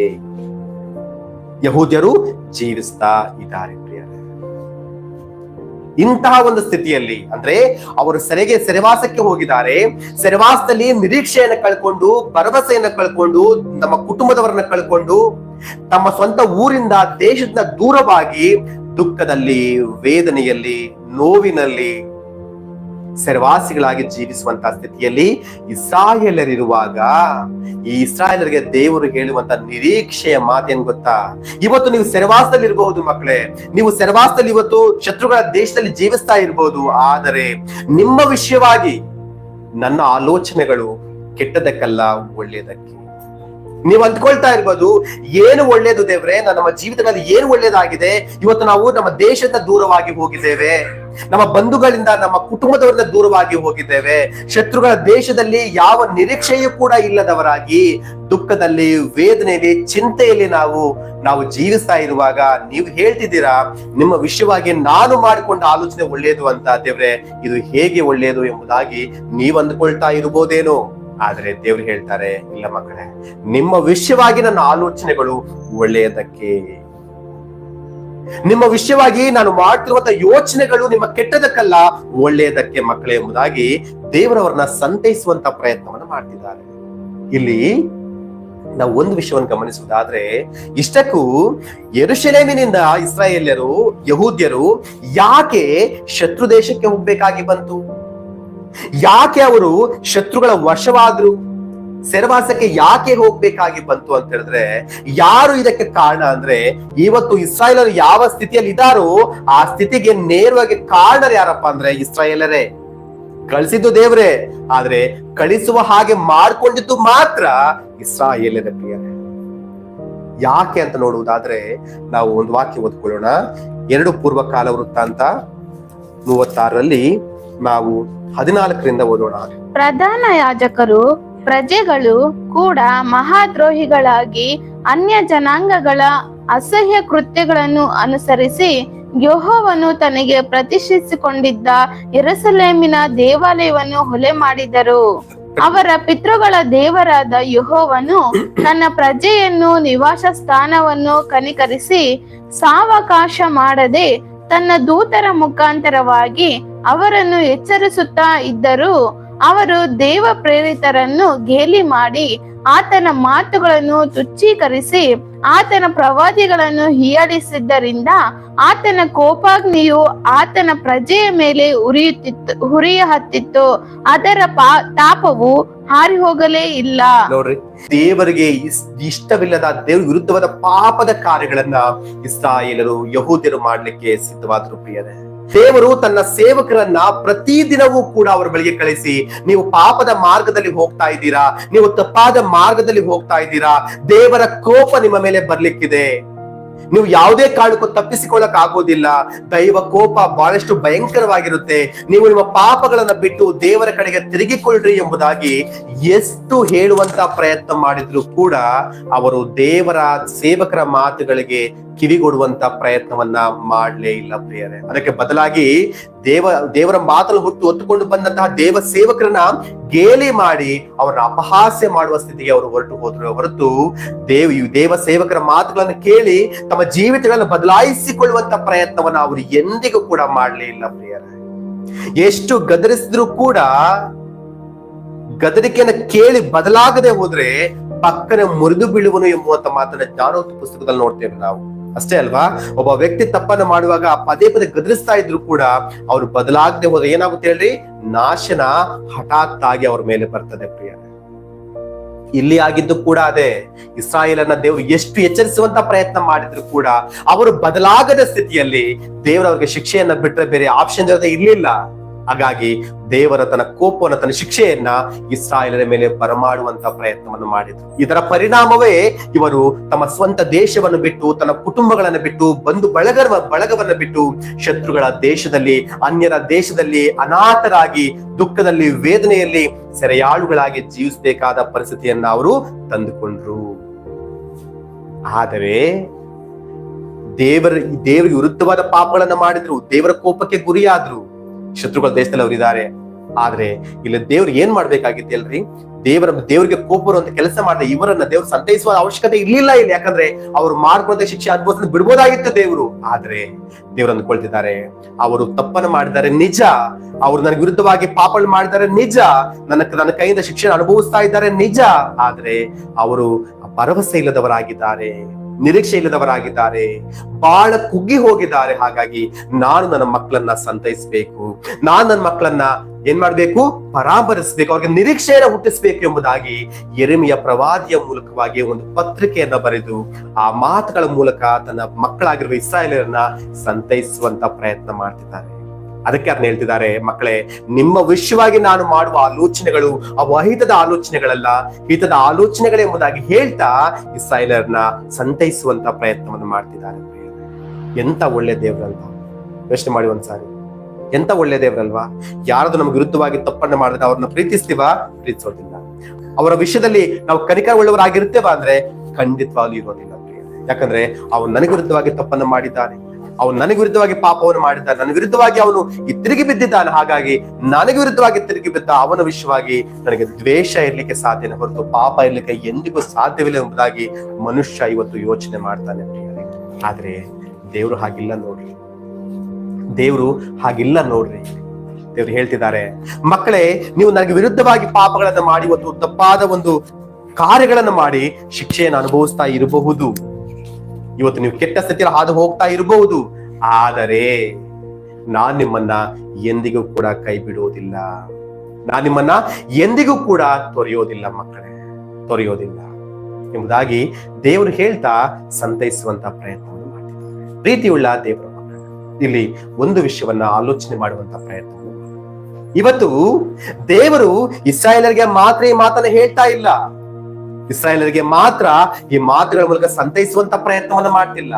ಇಸ್ರಾಯೇಲರ ಹಾಗೆ ಯಾರೆಲ್ಲ ಇವತ್ತು ಕೆಟ್ಟ ಪರಿಸ್ಥಿತಿಗಳಲ್ಲಿ ಹಾದು ಹೋಗ್ತಾ ಇದ್ದಾರೋ, ಇವತ್ತು ಜೀವನದಲ್ಲಿ ಕಷ್ಟ, ದುಃಖ, ವೇದನೆ, ಚಿಂತೆ, ಕಣ್ಣೀರಿನ ಮಧ್ಯದಲ್ಲಿ ಯಾರೆಲ್ಲ ಹಾದು ಹೋಗ್ತಾ ಇದ್ದಾರೋ ಅವರೆಲ್ಲರನ್ನು ನೋಡಿ ದೇವರು ಹೇಳ್ತಿದ್ದಾರೆ, ಮಕ್ಕಳೇ, ನಾನು ನಿಮ್ಮನ್ನ ಎಂದಿಗೂ ತೊರೆಯೋದಿಲ್ಲ, ಎಂದಿಗೂ ಕೈ ಬಿಡೋದಿಲ್ಲ ಎಂಬುವಂತ ಮಾತನ್ನ ಹೇಳ್ತಿದ್ದಾರೆ. ಇವತ್ತು ನಮ್ಮ ಪರಿಸ್ಥಿತಿ ಎಷ್ಟೇ ಕೆಟ್ಟದಾಗಿದ್ರೂ ಪರವಾಗಿಲ್ಲ, ದೇವರು ಹೇಳ್ತಿದ್ದಾರೆ, ನಾನು ನಿನ್ನನ್ನ ಕೈ ಬಿಡುವುದಿಲ್ಲ, ನಾನು ನಿನ್ನನ್ನ ತೊರೆಯುವುದಿಲ್ಲ ಎಂಬುದಾಗಿ. ಪ್ರೀತಿಯ ದೇವರ ಮಕ್ಕಳೇ, ಈ ಲೋಕ ಯಾತ್ರೆಯಲ್ಲಿ ನಮ್ಮನ್ನ ಯಾರೇ ತೊರೆದ್ರು ಕೂಡ, ಯಾರೇ ಕೈ ಬಿಟ್ಟರು ಕೂಡ ನಮ್ಮನ್ನ ಕೈ ಬಿಡದ ಹಾಗೆ, ನಮ್ಮನ್ನ ತೊರೆಯದ ಹಾಗೆ ನಮ್ಮ ಸಂಗಡ ಯಾವಾಗ್ಲೂ ಇದ್ದು ನಮ್ಮನ್ನ ಎಲ್ಲಾ ಪರಿಸ್ಥಿತಿಗಳಲ್ಲೂ ಕೂಡ ನಡೆಸುವಂತ ಒಬ್ಬೇ ಒಬ್ಬ ವ್ಯಕ್ತಿ ಯಾರು ಅಂದ್ರೆ ಆತನು ನಮ್ಮ ಸೃಷ್ಟಿಕರ್ತನಾಗಿರುವ ದೇವರು ಮಾತ್ರವೇ ಪ್ರಿಯ. ಹಲ್ಲೆಲೂಯಾ, ದೇವರ ನಾಮಕ್ಕೆ ಸ್ತೋತ್ರವಾಗಲಿ. ನಾವು ಯೆಶಾಯ ಪ್ರವಾದನೆ ಗ್ರಂಥ 49ನೇ ಅಧ್ಯಾಯ 15ನೇ ವಚನದಲ್ಲಿ ನೋಡುವಾಗ ಅಲ್ಲಿ ದೇವರು ಹೇಳ್ತಾರೆ, ಒಬ್ಬ ಹೆಂಗಸು ತಾನು ಹೆತ್ತ ಮಗುವಿನ ಮೇಲೆ ಕರುಣೆಯನ್ನ ಇಡದೆ ತನ್ನ ಮೊಲೆಕೂಸನ್ನು ಮರೆತರೂ ಮರೆತಾಳು, ನಾನಾದರೂ ನಿನ್ನನ್ನು ಮರೆಯುವುದಿಲ್ಲ ಎಂಬುದಾಗಿ ಹೇಳ್ತಾರೆ. ಪ್ರೀತಿಯ ದೇವರ ಮಕ್ಕಳೇ, ಒಬ್ಬ ತಾಯಿ ತಾನು ಹೆತ್ತ ಮಗುವನ್ನ ಯಾವುದೇ ಕಾರಣಕ್ಕೂ ಮರೀಲಿಕ್ಕೆ ಸಾಧ್ಯವಾಗುವುದಿಲ್ಲ. ಯಾಕಂದ್ರೆ ತಾಯಿಯ ಪ್ರೀತಿ ಅಷ್ಟು ಉನ್ನತವಾಗಿರುವಂತದ್ದು. ಬೇಕಾದ್ರೆ ಆ ಮಗುಗೋಸ್ಕರವಾಗಿ ತನ್ನ ಗಂಡನನ್ನು ದೂರ ಮಾಡ್ಕೊಳ್ತಾಳೆ, ತನ್ನ ಕುಟುಂಬವನ್ನು ದೂರ ಮಾಡ್ಕೊಳ್ತಾಳೆ, ತನ್ನ ಬಂಧು ಬಳಗವನ್ನು ದೂರ ಮಾಡ್ಕೊಳ್ತಾಳೆ, ಬೇಕಾದ್ರೆ ತನ್ನ ಪ್ರಾಣವನ್ನು ಕೂಡ ಬೇಕಾದ್ರೆ ಬಿಟ್ಬಿಡ್ತಾಳೆ. ಆದರೆ ತಾನು ಹೆತ್ತ ಮಗುವನ್ನು ಮಾತ್ರ ಒಬ್ಬ ತಾಯಿ ಎಂದಿಗೂ ಕೂಡ ಬಿಟ್ಟುಕೊಡುವಂತ ಪ್ರಯತ್ನ ಮಾಡುವುದಿಲ್ಲ. ಆದರೆ ಒಂದು ವೇಳೆ ಅದಕ್ಕೂ ಕೂಡ ಅವಕಾಶ ಉಂಟು. ಒಂದು ವೇಳೆ ಅಂತ ತಾಯಂದ್ರು ಕೂಡ ಭೂಮಿಯಲ್ಲಿದ್ದಾರೆ. ತನ್ನ ಹೆತ್ತ ಮಗುವನ್ನು ಬಿಡುವಂತಹ, ಮರೆಯುವಂತಹ ತಾಯಂದ್ರು ಕೂಡ ಇವತ್ತಿದ್ದಾರೆ. ತಾಯಿ ಕೂಡ ಬೇಕಾದ್ರೆ ಮರೆತು ಹೋಗ್ಬೋದೇನೋ, ಬಟ್ ಎಲ್ರೂ ಅಲ್ಲ, ಕೆಲವರು. ಆದರೆ ನಾನು ನಿನ್ನನ್ನ ಮರೆಯೋದಿಲ್ಲ, ನಾನು ನಿನ್ನನ್ನ ಕೈ ಬಿಡೋದಿಲ್ಲ ಎಂಬುದಾಗಿ ದೇವರು ಹೇಳ್ತಾ ಇದ್ದಾರೆ. ಯೆರೆಮೀಯ ಪ್ರವಾದಿಯ ಪುಸ್ತಕ 31ನೇ ಅಧ್ಯಾಯ 3ನೇ ವಚನದಲ್ಲಿ ದೇವರು ಹೇಳ್ತಾರೆ, ನಾನು ನಿನ್ನನ್ನು ಅಗಲಿದ್ದು ಕ್ಷಣ ಮಾತ್ರ ನಿನ್ನನ್ನ ನಾನು ಆಗಲಿದೆ, ಆದರೆ ಮಮತೆಯ ಹಗ್ಗದಿಂದ ನಿನ್ನನ್ನ ಸೆಳೆದುಕೊಂಡಿದ್ದೇನೆ. ಯಾಕಂದ್ರೆ ನಾನು ನಿನ್ನನ್ನ ಪ್ರೀತಿ ಮಾಡಿದ್ದು ಶಾಶ್ವತವಾದ ಪ್ರೀತಿಯಿಂದ ಎಂಬುವಂತ ಮಾತನ್ನ ದೇವರಲ್ಲಿ ಹೇಳುವಂತ ಪ್ರಯತ್ನವನ್ನು ಮಾಡ್ತಾರೆ. ಪ್ರೀತಿಯ ದೇವರ ಮಕ್ಕಳು, ದೇವರು ನೋಡ್ರಿ ಎಷ್ಟು ನಮ್ಮನ್ನ ಪ್ರೀತಿಸ್ತಾ ಇದ್ದಾನೆ. ಇಷ್ಟು ಪ್ರೀತಿಸುವಂತಹ ದೇವರು ನಮಗೆ ಒಂದು ಪೆಟ್ಟು ಕೊಟ್ಟಾಗ, ನಮಗೆ ಶಿಕ್ಷೆಯನ್ನು ಬರಮಾಡುವಾಗ, ಆ ಶಿಕ್ಷೆ ನಮ್ಮ ನಾಶನಕ್ಕೆ ಅಂತ ಎಂದಿಗೂ ಕೂಡ ನಾವು ಭಾವಿಸುವ ಹಾಗಿಲ್ಲ. ಅಂದ್ರೆ ದೇವರು ಇಷ್ಟು ಉನ್ನತವಾಗಿ ಪ್ರೀತಿ ಮಾಡುವ ದೇವರು ನಾವು ತಪ್ಪುಗಳನ್ನ ಮಾಡುವಾಗ ನಮಗೊಂದು ಪೆಟ್ಟನ್ನ ಕೊಡ್ತಾ ಇದ್ದಾರೆ, ನಮ್ಮನ್ನ ಶಿಕ್ಷೆಯನ್ನು ನಮ್ಮ ಜೀವನದಲ್ಲಿ ಬರಮಾಡ್ತಿದ್ದಾರೆ ಅಂತ ಹೇಳಿದ್ರೆ ಅದು ನಮ್ಮ ನಾಶನಕ್ಕೆ, ನಮ್ಮ ಕೆಟ್ಟದಕ್ಕೆ ಅಂತ ನಾವು ಎಂದಿಗೂ ಕೂಡ ಊಹಿಸಿಕೊಳ್ಳುವಂತ ಪ್ರಯತ್ನ ಮಾಡಬಾರ್ದು. ನಾವು ಎಂದಿಗೂ ಕೂಡ ದೇವರು ನನ್ನ ಜೀವನದಲ್ಲಿ ಕೆಟ್ಟದ್ದು ಮಾಡಿದ್ದಾನೆ ಎಂಬುದಾಗಿ ನಾವು ಎಂದಿಗೂ ಕೂಡ ಅಂದುಕೊಳ್ಳುವಂತ ಪ್ರಯತ್ನವನ್ನ ಮಾಡಲೇಬಾರದು. ಯಾಕಂದ್ರೆ ಇವತ್ತು ನಮ್ಮ ಜೀವನದಲ್ಲಿ ದೇವರು ಏನನ್ನ ಮಾಡಿದಾರೋ ಅದು ನಮ್ಮ ಒಳ್ಳೆಯದಕ್ಕೆ, ಅದ ಹಾಗೆ ಹೇಳ್ತಾರೆ, ನಮ್ಮ ಜೀವನದಲ್ಲಿ ದೇವರ ಉದ್ದೇಶ ಅನ್ನೋದು ಅದು ಒಳ್ಳೆಯದಕ್ಕೆ ಆಗಿದೆ. ನಮ್ಮ ಜೀವನದಲ್ಲಿ ದೇವರ ಯೋಜನೆ, ದೇವರ ಉದ್ದೇಶ, ದೇವರ ಆಲೋಚನೆ ಯಾವಾಗ್ಲೂ ಕೂಡ ಉನ್ನತವಾದದ್ದೇ ಆಗಿರುತ್ತೆ. ನಮಗೆ ಭವಿಷ್ಯತ್ತನ್ನ, ಒಳ್ಳೆಯ ಜೀವಿತವನ್ನು ರೂಪಿಸಿಕೊಡ್ಲಿಕ್ಕಾಗಿಯೇ ದೇವರು ಒಂದು ಒಳ್ಳೆಯ ಆಲೋಚನೆಯನ್ನು ಹೊಂದಿದ್ದಾರೆ. ಆದ್ರೆ ಇವತ್ತು ನಮ್ಮ ಪರಿಸ್ಥಿತಿ ಕೆಟ್ಟದಾಗಿರಬಹುದು. ನಾವು ದೇವರಿಗೆ ವಿರುದ್ಧವಾಗಿ ಪಾಪಗಳನ್ನ ಮಾಡ್ತಾ, ಇಲ್ಲ ನಮ್ಮ ಜೀವಿತಗಳಲ್ಲಿ ನಾವು ತೆಗೆದುಕೊಂಡ ತಪ್ಪಾದ ನಿರ್ಣಯಗಳ ಮೂಲಕವಾಗಿ, ಪರಿಸ್ಥಿತಿಗಳ ಮೂಲಕವಾಗಿ ಇವತ್ತು ನಮ್ಮ ಜೀವಿತ ಕೆಟ್ಟ ಪರಿಸ್ಥಿತಿಯಲ್ಲಿ ಬಂದು ನಿಂತ್ಕೊಂಡಿರಬಹುದು. ಆದರೆ ದೇವರು ಹೇಳ್ತಿದ್ದಾರೆ, ಚಿಂತಿಸಬೇಡ, ನಿನ್ನ ವಿಷಯವಾಗಿ ನಾನು ಒಂದು ಒಳ್ಳೆಯ ಉದ್ದೇಶವನ್ನು ಹೊಂದಿದ್ದೇನೆ. ನಿನ್ನ ವಿಷಯವಾದ ನನ್ನ ಉದ್ದೇಶ ಉನ್ನತವಾಗಿರುವಂತದ್ದು. ನಿನ್ನ ವಿಷಯವಾಗಿ ನಾನು ಮಾಡಿಕೊಂಡಿರುವಂತಹ ಯೋಜನೆ ಅದು ಉನ್ನತವಾಗಿರುವಂತದ್ದು, ಅದು ಒಳ್ಳೆಯದಾಗಿದೆ ಮಗನೇ, ಭಯಪಡಬೇಡ, ನಿರೀಕ್ಷೆಯಿಂದಿರು ಎಂಬುದಾಗಿ ನಮಗೆ ನಿರೀಕ್ಷೆಯನ್ನು ಹುಟ್ಟಿಸುವಂತ ಪ್ರಯತ್ನವನ್ನು ಮಾಡ್ತಿದ್ದಾರೆ. ಇಲ್ಲಿ ದೇವರು ಇಸ್ರಾಯೇಲರಿಗೆ ಹೇಳ್ತಿದ್ದಾರೆ, ನಿಮಗೆ ಗತಿ ಇರಲಿ, ನಿರೀಕ್ಷೆ ಇರಲಿ. ನಿಮ್ಮ ವಿಷಯವಾಗಿ ನನ್ನ ಆಲೋಚನೆ ಹಿತದ ಆಲೋಚನೆಯಾಗಿದೆ, ಒಳ್ಳೆಯ ಆಲೋಚನೆಯಾಗಿದೆ. ಪ್ರೀತಿಯ ದೇವರ ಮಕ್ಕಳೇ, ನಾವು ಯೆಶಾಯ ಪ್ರವಾದನೆ ಗ್ರಂಥ 55ನೇ ಅಧ್ಯಾಯ 9ನೇ ವಚನದಲ್ಲೂ ಕೂಡ ನೋಡ್ತೇವೆ. ದೇವರು ಹೇಳ್ತಾರೆ, ನಿಮ್ಮ ಆಲೋಚನೆಗಳಿಗಿಂತ ನನ್ನ ಆಲೋಚನೆಗಳು, ನಿಮ್ಮ ಮಾರ್ಗಗಳಿಗಿಂತ ನನ್ನ ಮಾರ್ಗಗಳು ಎಷ್ಟು ಉನ್ನತವಾಗಿದೆ ಅಂತ ಹೇಳಿದ್ರೆ, ಭೂಮಿಯ ಮೇಲೆ ಆಕಾಶ ಎಷ್ಟು ಉನ್ನತವಾಗಿದೆಯೋ ಅಷ್ಟು ಉನ್ನತವಾಗಿ ನನ್ನ ಆಲೋಚನೆಗಳಿದಾವೆ, ನನ್ನ ಮಾರ್ಗಗಳಿದಾವೆ ಎಂಬುದಾಗಿ ದೇವರು ಹೇಳ್ತಾರೆ. ಹಾಗಾಗಿ ನಮ್ಮ ವಿಷಯವಾದ ದೇವರ ಯೋಜನೆ, ದೇವರ ಉದ್ದೇಶ ಅದು ಉನ್ನತವಾಗಿರುವಂತದ್ದು. ಅದು ನಮ್ಮ ಒಳ್ಳೆಯದಕ್ಕೆ ಹೊರತು ನಮ್ಮ ಕೇಡಿಗಾಗಿ ಅಲ್ಲ, ನಮ್ಮ ಕೆಟ್ಟದಕ್ಕಾಗಿ ಅಲ್ಲವೇ. ಯಾಕಂದ್ರೆ ನಮ್ಮನ್ನ ಇಷ್ಟು ಉನ್ನತವಾಗಿ ಪ್ರೀತಿ ಮಾಡುವ ದೇವರು ನಮ್ಮ ಜೀವನದಲ್ಲಿ ಕೆಟ್ಟದನ್ನ ಮಾಡ್ಲಿಕ್ಕೆ ಎಂದಿಗೂ ಕೂಡ ಅದನ್ನು ಇಷ್ಟಪಡೋದಿಲ್ಲ. ನಮ್ಗೆ ಇದನ್ನ ಕೆಟ್ಟದಾಗ್ಲಿ ಅಂತ, ನಾವು ಆ ಕೆಟ್ಟದರ ಮೂಲಕ ನಾಶವಾಗಿ ಹೋಗ್ಬೇಕು ಅಂತ ದೇವರು ಎಂದಿಗೂ ಕೂಡ ಬಯಸುವನಲ್ಲ. ಆದ್ರೆ ಕೆಟ್ಟ ಪರಿಸ್ಥಿತಿಗಳು ಇವತ್ತು ನಾವು ಹಾದು ಹೋಗ್ತಾ ಇರಬಹುದು, ಆದರೆ ಇದು ಕೂಡ ನಮ್ಮ ಒಳ್ಳೆಯದಕ್ಕೆ. ಇಸ್ರಾಯೇಲ್ ಕೇಳ್ಬೋದು, ದೇವ್ರೆ ಏನು ಒಳ್ಳೇದಾಗ್ತಿದೆ, ನಾವು ಶತ್ರುಗಳ ದೇಶದಲ್ಲಿ ಇದೀವಲ್ವಾ, ಈ ಕೆಟ್ಟ ಪರಿಸ್ಥಿತಿಯಲ್ಲಿ ನಾವು ಇದೀವಲ್ವಾ, ಹೇಗೆ ದೇವ್ರೆ ಇದು ನಮ್ಮ ವಿಷಯವಾಗಿ ನೀನು ಮಾಡ್ತಿರೋ ಆಲೋಚನೆ ಒಳ್ಳೇದು ಅಂತ ನಾವು ಅರ್ಥ ಮಾಡ್ಕೊಳ್ಬೇಕು. ಇವತ್ತು ಇಂಥ ಕಷ್ಟಗಳ ಸ್ಥಿತಿಯಲ್ಲಿ ನಾವು ಹಾದು ಹೋಗುತ್ತಿರುವಾಗ ನಾವು ಹೇಗೆ ಅರ್ಥ ಮಾಡ್ಕೊಳ್ಳಿಕ್ಕೆ ಸಾಧ್ಯ, ಇದು ಕೂಡ ನಮಗೆ ಒಳ್ಳೇದಕ್ಕೆ ಅಂತ ಇಸ್ರಾಯೇಲ್ ಪ್ರಶ್ನೆಗಳನ್ನ ಕೇಳ್ಬೋದು ದೇವ್ರ ಹತ್ರ. ದೇವ್ರು ಹೇಳ್ತಾರೆ, ನಿಮ್ಗೆ ಇದು ಒಳ್ಳೆಯದು, ಇದು ಒಳ್ಳೆಯದು. ಯಾಕಂದ್ರೆ ದೇವ್ರು ಹೇಳ್ತಾರೆ, ಒಂದು ವೇಳೆ ಏನಾದ್ರು ಇಸ್ರಾಯೇಲರು ಸೆರೆವಾಸಕ್ಕೆ ಹೋಗದೆ, ಶತ್ರುಗಳ ದೇಶಕ್ಕೆ ಹೋಗದೆ ಇಸ್ರಾಯೇಲರ ಇದ್ದಿದ್ದೇ ಆಗಿದ್ರೆ ಇವರೆಲ್ಲರೂ ಕೂಡ ನಾಶವಾಗಿ ಹೋಗ್ತಾ ಇದ್ರು. ಇವತ್ತು ಅವ್ರ ಸೆರೆವಾಸದಲ್ಲಿ ಇರೋದಕ್ಕೇನೆ ಅವರು ಜೀವಂತವಾಗಿರ್ಲಿಕ್ಕೆ ಸಾಧ್ಯ ಆಯ್ತು. ದೇವರು ಅವರ ಜೀವನದಲ್ಲಿ ಮುಂದೆ ಮಾಡ್ಬೇಕಾಗಿರುವಂತಹ ಆಶೀರ್ವಾದನ ಹೊಂದಲಿಕ್ಕೆ ಅವಕಾಶ ಆಗ್ತದೆ. ಹಾಗೆ ದೇವರು ಅವ್ರ ಜೀವನದಲ್ಲಿ ಮಾಡ್ಲಿಕ್ಕಿರುವ ಕಾರ್ಯಗಳ ಕುರಿತಾಗಿ ಕೂಡ ಒಂದು ನಿರೀಕ್ಷೆಯಿಂದ ಇರ್ಲಿಕ್ಕೆ ಸಾಧ್ಯವಾಗುತ್ತೆ. ಒಂದು ವೇಳೆ ದೇವರು ಇಡುವಂತ ಸ್ಥಿತಿಯಲ್ಲಿ ಅವ್ರು ಇಲ್ಲದೆ ಹೋದ್ರೆ ಅವ್ರು ಏನಾಗ್ತಿದ್ರು, ನಾಶವಾಗಿ ಹೋಗ್ತಿದ್ರು ಎಂಬುವಂತ ವಿಷಯವನ್ನ ನಾವು ಈ ಒಂದು ಇಸ್ರಾಯೇಲರ ಈ ಒಂದು 29ನೇ ಅಧ್ಯಾಯದಲ್ಲಿ ನಾವು ನೋಡುವಂತ ಪ್ರಯತ್ನವನ್ನ ಮಾಡ್ಬೋದು ಪ್ರಿಯರೇ. ನೋಡ್ರಿ, ಯೆರೆಮೀಯ ಪ್ರವಾದಿ ಪುಸ್ತಕ 29ನೇ ಅಧ್ಯಾಯದಲ್ಲಿ ದೇವರು ಹೇಳ್ತಾರೆ, 29-18 ಓದುವುದಾದ್ರೆ ನೋಡ್ರಿ, ಹೇಳ್ತಾರೆ, ನಾನು ಖಡ್ಗಕ್ಷಾಮ ವ್ಯಾಧಿಗಳಿಂದ ಅವರನ್ನು ಹಿಂದೆಟ್ಟುತ್ತಾ ಲೋಕದ ಸಮಸ್ತ ರಾಜ್ಯಗಳಿಗೆ ಭಯಾಸ್ಪದವಾಗುವಂತೆಯೂ ನಾನು ಅವರನ್ನು ಅಟ್ಟಿ ಬಿಟ್ಟಿರುವ ಸಕಲ ಜನಾಂಗಗಳಲ್ಲಿ ಶಾಪ, ಬೆರಗಿನ ಸಿಳ್ಳು, ದೂಷಣೆ ಇವುಗಳಿಗೆ ಗುರಿಯಾಗುವಂತೆಯೂ ಮಾಡುವೆನು. ಇಲ್ಲಿ ನೋಡ್ರಿ, ಅಂದ್ರೆ ಇವತ್ತು ಯಾರೆಲ್ಲ ಯೆರೂಸಲೇಮಿನಲ್ಲಿ ಇದಾರೋ, ಯಾರೆಲ್ಲ ಅವ್ರು ಉಳ್ಕೊಂಡಿದಾರೋ, ಬಾಬೆಲ್ ಸೆರೆವಾಸಕ್ಕೆ ಹೋಗಿ ಯಾರು ಉಳ್ಕೊಂಡಿದಾರೋ ಅವರ ವಿಷಯವಾಗಿ ದೇವರು ಹೇಳ್ತಾ ಇದ್ದಾರೆ, ಯಾರೆಲ್ಲ ನಾನು ಕಳಿಸಿದ ಸೆರೆವಾಸಕ್ಕೆ ಯಾರೆಲ್ಲ ಹೋಗದೆ ಇವತ್ತು ಯೆರೂಸಲೇಮಿನಲ್ಲಿ ಉಳ್ಕೊಂಡಿದ್ದಾರೆ ಅವರೆಲ್ಲರೂ ಕೂಡ ನಾಶವಾಗಿ ಹೋಗ್ತಾರೆ ಎಂಬುವಂತ ವಿಷಯವನ್ನ ದೇವರು ಹೇಳುವಂತ ಪ್ರಯತ್ನ ಮಾಡ್ತಾರೆ. ಅಂದ್ರೆ ದೇವರು ಶಿಕ್ಷೆಯನ್ನು ಬರಮಾಡುವಾಗ ಪ್ರಿಯರೇ, ಅದನ್ನ ನಾವು ಪ್ರೀತಿಯಿಂದ ಸ್ವೀಕರಿಸುವುದಾದ್ರೆ ನಮ್ಮ ಜೀವನದಲ್ಲಿ ದೊಡ್ಡ ಕಾರ್ಯಗಳನ್ನ ದೇವರು ಮಾಡ್ತಾರೆ. ದೊಡ್ಡ ಕಾರ್ಯಗಳನ್ನು ದೇವ್ರು ಮಾಡ್ಬೇಕಂದ್ರೆ ನಾವು ದೇವ್ರು ಕೂಡ ಒಂದು ಶಿಕ್ಷೆಯನ್ನ ನಾವು ನಮ್ಮ ಒಳ್ಳೇದಕ್ಕೆ ಅಂತ ಹೇಳಿ ಅದನ್ನ ಅನುಭವಿಸುವಂತ ಪ್ರಯತ್ನ ಮಾಡಿದ್ರೆ, ಆ ಒಂದು ಶಿಕ್ಷೆಗಳ ಮೂಲಕವಾಗಿ ನಮ್ಮ ಶಿಕ್ಷೆಗಳ ಮೂಲಕವಾಗಿ ನಮ್ಮ ಜೀವನದಲ್ಲಿ ಬಂದಿರುವ ಕೆಟ್ಟ ಪರಿಸ್ಥಿತಿಗಳ ಮೂಲಕವಾಗಿ ದೇವರು ಅನೇಕ ಪಾಠಗಳನ್ನ ಕಲಿಸಿಕೊಡ್ತಾರೆ. ನಮ್ಮನ್ನ ಸಂಪೂರ್ಣವಾಗಿ ಶಿಕ್ಷಿತರನ್ನಾಗಿ ದೇವರು ಮಾಡ್ತಾರೆ ಪ್ರಿಯರೇ. ಒಂದು ವೇಳೆ ದೇವರ ಶಿಕ್ಷೆಗಳನ್ನ ಬರಮಾಡುವಾಗ ಅದನ್ನ ಅಂಗೀಕರಿಸಿ ಅದನ್ನ ಅನುಭವಿಸುವಂತ ಪ್ರಯತ್ನವನ್ನು ಮಾಡದೆ ಹೋದ್ರೆ ನಾವು ನಮ್ಮ ನಾಶನಕ್ಕೆ ನಾವೇ ಕಾರಣರಾಗ್ತೇವೆ. ಇಲ್ಲಿ ಆಗ್ತಿರೋದು ಅದೇ. ಇಸ್ರಾಯೇಲರು ಯೆರೂಸಲೇಮಿನಲ್ಲಿ ಅನೇಕ ಉಳ್ಕೊಂಡಿದ್ದಾರೆ. ಅವರ ವಿಷಯವಾಗಿ ಅವ್ರು ಏನಾಗ್ತಿದ್ದಾರೆ, ಶಿಕ್ಷೆ ಅನುಭವಿಸ್ತಾ ಇಲ್ಲ ಅಲ್ಲಿ. ಆದ್ರೆ ದೇವರು ಹೇಳ್ತಾರೆ, ನೀವು ನನ್ನ ಶಿಕ್ಷೆಯನ್ನು ಒಪ್ಪಿಕೊಂಡು ನೀವು ಬಾಬೆಲಿಗೆ ಹೋಗಿದ್ದೀರಾ, ನಿಮ್ಮ ವಿಷಯವಾಗಿ ನಾನು ಹೊಂದಿರೋ ಉದ್ದೇಶ ಒಳ್ಳೇದಾಗಿದೆ. ಆದರೆ ಇವತ್ತು ನನ್ನ ಶಿಕ್ಷೆಯನ್ನ ಯಾರು ಅಂಗೀಕರಿಸಿಕೊಳ್ಳದೆ ಯೆರೂಸಲೇಮಿನಲ್ಲಿ ಉಳಿಯುವಂತ ಪ್ರಯತ್ನ ಮಾಡಿದಾರೋ ಅವರೆಲ್ಲರೂ ಕೂಡ ನನ್ನ ಕೋಪಾಗ್ನಿ ಜ್ವಾಲೆಯಲ್ಲಿ ನಾಶವಾಗಿ ಹೋಗ್ತಾರೆ ಎಂಬುದಾಗಿ ಹೇಳ್ತಾರೆ. ಪ್ರೀತಿಯ ದೇವರ ಅಂದ್ರೆ ಇವತ್ತು ನಾವು ಕೆಟ್ಟ ಪರಿಸ್ಥಿತಿ ಹಾದು ಹೋಗ್ತಿದೀವಲ್ವಾ, ನಮ್ಮ ಜೀವಿತದ ಪರಿಸ್ಥಿತಿಗಳು ಸರಿ ಇಲ್ಲ ಅಲ್ವಾ, ನಾವು ಒಂದು ಕಷ್ಟ, ದುಃಖ, ವೇದನೆ, ಚಿಂತೆಯಲ್ಲಿ ಹಾದು ಹೋಗ್ತಾ ಇದೀವಲ್ವಾ, ಯೋಚನೆ ಮಾಡೋಣ, ಈ ಸ್ಥಿತಿಯಲ್ಲಿ ನಾವಿರೋದು ನಮ್ಮ ಒಳ್ಳೆಯದಕ್ಕೇನೆ. ನೀವು ಅಂದ್ಕೊಳ್ತೀವಿ ಈ ಮಾತನ್ನ ಕೇಳುವಾಗ, ಏನ್ ಬ್ರದರ್, ನಮಗೆ ಮೊದಲು ಬಹಳ ಚೆನ್ನಾಗಿದ್ವಿ, ನಮಗೆ ಬಂಧುಗಳಿಗೆ ಎಲ್ಲರೂ ಕೂಡ ಇದ್ರು, ಇವತ್ತು ಎಲ್ಲವನ್ನು ಕಳ್ಕೊಂಡು ಎಲ್ಲರ ದೂರವಾಗಿ ಇವತ್ತು ನಾವು ಇಷ್ಟೊಂದು ಕೆಟ್ಟ ಪರಿಸ್ಥಿತಿಗಳನ್ನ ಹಾದು ಹೋಗ್ತಾ ಇದ್ದೇವೆ, ಇದು ನಮ್ಗೆ ಹೇಗೆ ಒಳ್ಳೇದಾಗುತ್ತೆ ಎಂಬುದಾಗಿ ನೀವು ಆಲೋಚನೆ ಮಾಡ್ಬೋದು.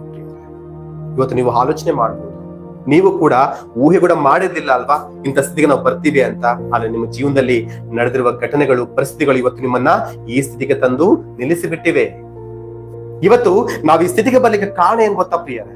3 ಕಾರಣಗಳಿದಾವೆ. ಒಂದು ಕಾರಣ ಏನಪ್ಪಾ ಅಂತ ಹೇಳಿದ್ರೆ, ನಮ್ಮ ಜೀವನದಲ್ಲಿ ನಾವು ತೆಗೆದುಕೊಂಡ ತಪ್ಪಾದ ನಿರ್ಣಯಗಳು, ನಿರ್ಧಾರಗಳು, ನಾವು ಇಟ್ಟಂತ ತಪ್ಪಾದ ಹೆಜ್ಜೆಗಳು, ನಾವು ಹಾರಿಸಿಕೊಂಡ ತಪ್ಪಾದ ಮಾರ್ಗಗಳು, ಇವುಗಳ ಮೂಲಕವಾಗಿ ಇವತ್ತು ನಾವು ಈ ಸ್ಥಿತಿಯಲ್ಲಿ ಬಂದು ನಿಂತ್ಕೊಂಡಿದ್ದೇವೆ. ಇವತ್ತು ನಮ್ಮ ಕಷ್ಟಕ್ಕೆ, ನಮ್ಮ ದುಃಖಕ್ಕೆ, ನಮ್ಮ ವೇದನೆಗೆ ಕಾರಣ ನಾವು ಅಂದು ತೆಗೆದುಕೊಂಡ ತಪ್ಪಾದ ನಿರ್ಣಯಗಳು, ಇಟ್ಟ ತಪ್ಪಾದ ಹೆಜ್ಜೆಗಳು, ಹೋದ ತಪ್ಪಾದ ಮಾರ್ಗಗಳು.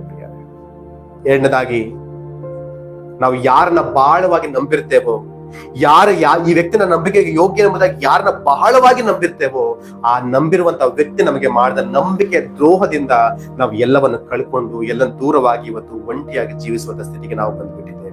ಅಂದ್ರೆ ನಂಬಿಕೆಯ ದ್ರೋಹದಿಂದ ನಮಗಾಗಿರುವ ನಷ್ಟ ಇವತ್ತು ನಮ್ಮ ಈ ಸ್ಥಿತಿಗೆ ಕಾರಣವಾಗಿದೆ ಅಲ್ವಾ? ನಾವು ಕೆಲವನ್ನ ಬಹಳ ನಂಬ್ತೇವೆ. ಇವನ್ ನನ್ನ ಸ್ನೇಹಿತ, ಇವನ್ ನನ್ನ ತಮ್ಮ, ಇವನ್ ನನ್ನ ಅಣ್ಣ, ಇವನ್ ನನ್ನ ಬಂಧು ಬಳಗ ಅಂತೇಳಿ ಕೆಲವರನ್ನ ಬಹಳವಾಗಿ ನಂಬ್ತೇವೆ. ನಾವು ಯಾರನ್ನ ಬಹಳವಾಗಿ ನಂಬ್ತೇವೋ ಅವರಿಂದಲೇ ನಮ್ಗೆ ಬೀಳೋದ ಪೆಟ್ಟು ಎಷ್ಟು ಭಯಂಕರವಾಗಿರುತ್ತೆ ಅಂದ್ರೆ ನಾವು ಎಲ್ಲವನ್ನು ಕಳ್ಕೊಂಡ್ಬಿಡ್ತೇವೆ. ನಾವು ನಮ್ಮ ಕುಟುಂಬ ಎಲ್ಲವನ್ನು ಕಳ್ಕೊಂಡು ಬೀದಿಯಲ್ಲಿ ನಿಲ್ಲುವಂತ ಸ್ಥಿತಿಗೆ ಬಂದ್ಬಿಡ್ತೇವೆ. ಕಾರಣ ನಾವು ಯಾರನ್ನ ನಾವು ಅತಿಯಾಗಿ ನಂಬಿದ್ವೋ ಆ ನಂಬಿರುವಂತ ವ್ಯಕ್ತಿ ಮಾಡಿದ ನಂಬಿಕೆಯ ದ್ರೋಹದಿಂದ. ಬೇರೊಂದು ಗಮನಿಸಿದಿರಾ ನೀವು? ಯಾವತ್ತಿಗೂ ಕೂಡ ಮೋಸ ನಡೆಯೋದು ಎಲ್ಲಿ ಗೊತ್ತಾ? ನಂಬಿಕೆ ಇರುವಂತ ಜಾಗದಲ್ಲಿ. ಗಮನಿಸಿದೀರಾ? ಯಾವಾಗ್ಲೂ ಮೋಸ ನಡೆಯೋದು ನಂಬಿಕೆ ಇರುವಂತ ಜಾಗದಲ್ಲೇ. ನಾವು ಆ ವ್ಯಕ್ತಿಯನ್ನ ನಂಬದೆ ಹೋದ್ರೆ ನಾವು ಯಾವುದೇ ಕಾರಣಕ್ಕೂ ಮೋಸ ಹೋಗ್ಲಿಕ್ಕೆ ಸಾಧ್ಯವಿಲ್ಲ. ಆ ವ್ಯಕ್ತಿಯನ್ನ ನಂಬಿದ್ದಕ್ಕೆ ಅಲ್ವಾ ನಾವು ಮೋಸ ಹೋಗಿದ್ದು.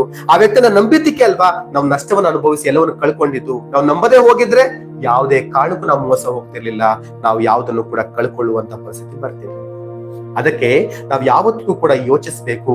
ಒಬ್ಬ ವ್ಯಕ್ತಿ ನಾವು ನಂಬುತ್ತಾ ಇದೀವಿ ಅಂತ ಹೇಳಿದ್ರೆ, ಒಬ್ಬ ವ್ಯಕ್ತಿ ಮೇಲೆ ನಂಬಿಕೆ ಇಡ್ತಾ ಇದೀವಿ ಅಂತ ಹೇಳಿದ್ರೆ, ಆ ವ್ಯಕ್ತಿ ನನ್ನ ನಂಬಿಕೆಗೆ ಎಷ್ಟು ಯೋಗ್ಯನು ಎಂಬುದಾಗಿ ನಾವು ಯಾವತ್ತಿಗೂ ಕೂಡ ಪರಿಶೀಲನೆ ಮಾಡುವಂತ ಪ್ರಯತ್ನ ಮಾಡ್ಬೇಕು. ಹಾಗಂತೇಳಿ ಯಾರನ್ನು ನಂಬದೆ ನಾವು ಜೀವಿಸ್ಲಿಕ್ಕೆ ಆಗೋದಿಲ್ಲ. ಈ ನಮ್ಮ ಜೀವಿತಗಳಲ್ಲಿ ನಂಬಿಕೆ ಅನ್ನೋದು ಬಹಳ ಪ್ರಾಮುಖ್ಯ. ಪ್ರತಿ ಹೆಜ್ಜೆಯಲ್ಲೂ ಕೂಡ ನಂಬಿಕೆ ನಮಗೆ ಬೇಕೇ ಬೇಕು. ನಂಬಿಕೆ ಇಲ್ಲದೆ ನಾವು ಜೀವಿಸಕ್ ಸಾಧ್ಯನೇ ಇಲ್ಲ ಪ್ರಿಯರೇ. ಆದರೆ ಹಾಗಂತೇಳಿ ಯಾರಂದ್ರೆ ಅವ್ರನ್ನ ನಂಬಿ ನಾವು ಮೋಸ ಹೋಗುವಂತ ಪ್ರಯತ್ನ ಮಾಡಬಾರದು. ಒಬ್ಬ ವ್ಯಕ್ತಿ ಮೇಲೆ ನಾವು ನಂಬಿಕೆ ಇಡ್ತೀವಿ ಅಂತ ಹೇಳಿದ್ರೆ ಆ ವ್ಯಕ್ತಿ ನನ್ನ ನಂಬಿಕೆಗೆ ಎಷ್ಟು ಯೋಗ್ಯನು, ಆ ವ್ಯಕ್ತಿನ ನಂಬಿರೋ ಒಂದು ಕೆಲಸವನ್ನ ಆ ವ್ಯಕ್ತಿಗೆ ಒಪ್ಪಿಸಿಕೊಡ್ತಾ ಇದ್ದೇನೆಂದ್ರೆ ಆ ವ್ಯಕ್ತಿ ಯೋಗ್ಯನಾಗಿದ್ದಾನ, ನಂಬಿಕೆಗೆ ಅರ್ಹನಾಗಿದ್ದಾನ ಅನ್ನುವಂತ ವಿಷಯಗಳನ್ನ ನಾವು ಪರಿಶೀಲನೆ ಮಾಡಿಕೊಂಡು ಏನ್ ಮಾಡ್ಬೇಕು? ಆ ವ್ಯಕ್ತಿಗೆ ಜವಾಬ್ದಾರಿಗಳನ್ನ ವಹಿಸಿ ನಂಬುವಂತ ಪ್ರಯತ್ನವನ್ನು ಮಾಡ್ಬೇಕು. ಇಲ್ಲದೆ ಹೋದ್ರೆ ನಾವು ನಷ್ಟ ಹೋಗ್ತೇವೆ. ಇವತ್ತು ನಮ್ಮ ಈ ಕೆಟ್ಟ ಪರಿಸ್ಥಿತಿ ಕಾರಣ ಕೂಡ ಇದೇ ಆಗಿರಬಹುದು. ಮೂರನೇದಾಗಿ ನೋಡುವಾಗ ದೇವರು ಎಷ್ಟು ಹೇಳಿದ್ರು ಕೂಡ ಇದು ಮಾಡಬೇಡ, ಇದು ಪಾಪದ ಕಾರ್ಯ, ಇದು ತಪ್ಪಾದ ಮಾರ್ಗ, ಇದರಲ್ಲಿ ಹೋಗ್ಬೇಡ ಎಂಬುದಾಗಿ ದೇವರು ಎಷ್ಟು ಎಚ್ಚರಿಸಿದ್ರು ಕೂಡ ನಾವು ದೇವರ ಮಾತಿಗೆ ಕಿವಿಗೊಡದೆ ದೇವರಿಗೆ ವಿರುದ್ಧವಾಗಿ ನಾವು ಯಾವಾಗ ಪಾಪದ ಮಾರ್ಗದಲ್ಲಿ ಹೋಗ್ತೇವೋ ಆಗ ದೇವರು ನಮ್ಮ ಮೇಲೆ ಕೋಪಗೊಂಡು ನಮ್ಮ ಜೀವನದಲ್ಲಿ ಶಿಕ್ಷೆಗಳನ್ನ ಬರ್ಮಾಡ್ತಾನೆ. ಇವತ್ತು ನಾವಿರುವಂತ ಸ್ಥಿತಿಗೆ ಇದು ಕೂಡ ಕಾರಣವಾಗಿರ್ಬೋದು.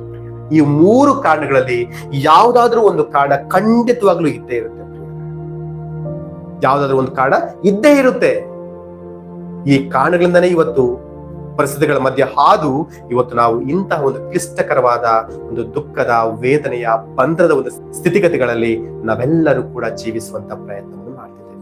ಪರವಾಗಿಲ್ಲ, ಯಾಕಂದ್ರೆ ನಿನ್ನ ವಿಷಯದಲ್ಲಿ ನಾನು ಮಾಡ್ತಿರುವಂತಹ ಆಲೋಚನೆಗಳು, ನಿನ್ನ ಜೀವನದ ಕುರಿತಾಗಿ ನಾನು ಹೊಂದಿರುವ ಯೋಜನೆಗಳು ಅದು ಒಳ್ಳೆಯದಕ್ಕಾಗಿದೆ, ಕೆಟ್ಟದಕ್ಕಾಗಿ ಅಲ್ಲ, ಒಳ್ಳೆಯದಕ್ಕಾಗಿದೆ ಎಂಬುದಾಗಿ ದೇವರು ಹೇಳುವಂತ ಪ್ರಯತ್ನ ಮಾಡ್ತಿದ್ದಾರೆ. ನಾವು ಮಾಡ್ಬೇಕಾಗಿರೋದು, ನಮ್ಮ ಪರಿಸ್ಥಿತಿ ಎಷ್ಟೇ ಕೆಟ್ಟದಾಗಿರ್ಬಹುದು, ದೇವರು ನಮ್ಮ ವಿಷಯದಲ್ಲಿ ನಾನು ಒಳ್ಳೆ ಉದ್ದೇಶವನ್ನು ಹೊಂದಿದ್ದೇನೆ ಎಂಬುದಾಗಿ ಹೇಳ್ತಾ ಇರ್ಬೋದು. ಆದ್ರೆ ದೇವರು ನೀನು ಒಳ್ಳೇದಕ್ಕಾಗಿ ಎಂಬುದಾಗಿ ಹೇಳಿದ್ರು ಕೂಡ ನಮ್ಮ ಜೀವನದಲ್ಲಿ ಎಲ್ಲವೂ ಕೂಡ ನಮ್ಗೆ ವಿರೋಧವಾಗಿ ಕಾಣಿಸ್ಕೊಳ್ತಾ ಇರುವಾಗ, ಎಲ್ಲವೂ ನಮಗೆ ಕೆಟ್ಟದಾಗಿ ನಡೆಯುತ್ತಿರುವಾಗ ನಾವು ಕುಗ್ಗಿ ಹೋಗುವಂತ ಅವಶ್ಯಕತೆ ಇಲ್ಲ. ಯಾಕೆ ಗೊತ್ತಾ? ನಮ್ಮ ದೇವರು ಹೇಳ್ತಿದ್ದಾರೆ ನಿಮ್ಮಿಂದ ನಿರೀಕ್ಷೆ ಹೊಂದಿದ್ದೇನೆ ಎಂಬುದಾಗಿ. ಹಾಗೆ ನಾವು ಮಾಡೋ ಕೆಲಸ ಏನಂತ ಹೇಳಿದ್ರೆ ದೇವರ ಯೋಜನೆ ಮೇಲೆ ನಂಬಿಕೆ ಇಡಬೇಕು, ದೇವರ ಮೇಲೆ ಭರವಸೆ ಇಡುವಂತ ಪ್ರಯತ್ನ ಮಾಡ್ಬೇಕು. ಇವತ್ತು ನಾವು ಪ್ರಾರ್ಥಿಸ್ಬೇಕು, ದೇವ್ರೆ ಇವತ್ತು ನಾನು ಇಂಥ ಕೆಟ್ಟ ಸ್ಥಿತಿಯಲ್ಲಿ ಹಾದು ಹೋಗ್ತಿದ್ದೀನಲ್ವಾ, ನಾನು ಏನ್ ಮಾಡ್ಬೇಕು ದೇವ್ರೆ, ನಾನು ಹೇಗೆ ಜೀವಿಸ್ಬೇಕು ಸ್ವಾಮಿ? ಸಾಲದ ಬಂಧನಗಳ ಸಿಕ್ಕಿ ಹಾಕಿಕೊಂಡಿದ್ದೇನೆ, ಬಿಡಿಸಿಕೊಳ್ಳಲಾಗದ ಬಂಧನಗಳನ್ನ ಹಾದು ಹೋಗ್ತಾ ಇದ್ದೇನೆ ದೇವ್ರೆ. ನೀನು ಹೇಳ್ತಿದೀಯಾ ನಿನ್ನ ಒಳ್ಳೇದಕ್ಕಾಗಿ ನಾನು ಯೋಚನೆ ಮಾಡಿದ್ದೇನೆ ಮಗಳೇ ಅಂತ. ಹಾಗಾದ್ರೆ ನಾನು ಈ ಸ್ಥಿತಿಗಳಲ್ಲಿ ಏನ್ ಮಾಡ್ಬೇಕು ದೇವ್ರೆ, ಹೇಗೆ ಜೀವಿಸ್ಬೇಕು ದೇವ್ರೆ, ಯಾವ ಮಾರ್ಗ ನಾನು ಹೋಗ್ಬೇಕು ದೇವ್ರೆ ಎಂಬುದಾಗಿ ನಾವು ದೇವರಿಗೆ ಮೊರೆ ಇಡಬೇಕು, ದೇವರಲ್ಲಿ ಕೇಳುವಂತ ಪ್ರಯತ್ನವನ್ನು ಮಾಡ್ಬೇಕು. ಅಂದ್ರೆ ದೇವ್ರೆ ನಿನ್ನ ಮಾರ್ಗದರ್ಶನವನ್ನ ನನಗೆ ಮಾಡಿಸುವ, ನಾನು ಈ ಕೆಟ್ಟ ಪರಿಸ್ಥಿತಿಗಳಲ್ಲಿ ಹೇಗೆ ಜೀವಿಸ್ಬೇಕು, ನಾನು ಯಾವ ಮಾರ್ಗದಲ್ಲಿ ಹೋಗ್ಬೇಕು, ಯಾವ ರೀತಿ ನಡ್ಕೊಳ್ಬೇಕು, ಯಾವ ನಿರ್ಧಾರ ತೆಗೆದುಕೊಳ್ಬೇಕು ಎಂಬುದಾಗಿ ನನಗೆ ಮಾರ್ಗದರ್ಶನ ಮಾಡು ದೇವ್ರೆ ಎಂಬುದಾಗಿ ನಾವೇನ್ ಮಾಡ್ಬೇಕು? ದೇವರ ಬಳಿ, ದೇವರ ಮಾರ್ಗದರ್ಶನಕ್ಕಾಗಿ ನಮ್ಮ ಜೀವಿತಗಳನ್ನ ಒಪ್ಪಿಸಿಕೊಳ್ಳುವಂತ ಪ್ರಯತ್ನವನ್ನು ಮಾಡ್ಬೇಕು. ಯಾವಾಗ ನಮ್ಮ ಜೀವಿತಗಳನ್ನ ದೇವರ ಉದ್ದೇಶಕ್ಕೆ ಒಪ್ಪಿಸಿಕೊಡ್ತೇವೋ, ನಮ್ಮ ಜೀವನದಲ್ಲಿ ದೇವರ ಯೋಜನೆ ನೆರವೇರುವುದಕ್ಕಾಗಿ ಒಪ್ಪಿಸಿಕೊಡ್ತೇವೋ, ದೇವರು ನಮಗೆ ಕೆಲವೊಂದು ಮಾರ್ಗದರ್ಶನಗಳನ್ನ ಮಾಡ್ತಾನೆ, ದೇವರು ನಮಗೆ ಕೆಲವೊಂದು ಆಲೋಚನೆಗಳನ್ನು ಹೇಳುವಂತ ಪ್ರಯತ್ನವನ್ನು ಮಾಡ್ತಾನೆ. ಆಗ ದೇವರು ಹೇಳುವಂತಹ ಆಲೋಚನೆಗಳನ್ನ, ದೇವರು ತೋರಿಸುವಂತ ಮಾರ್ಗದರ್ಶನವನ್ನ ನಾವೆಲ್ಲರೂ ಏನ್ ಮಾಡ್ಬೇಕಂದ್ರೆ ತೆಗೆದುಕೊಳ್ಳುವಂತ ಪ್ರಯತ್ನವನ್ನು ಮಾಡ್ಬೇಕು.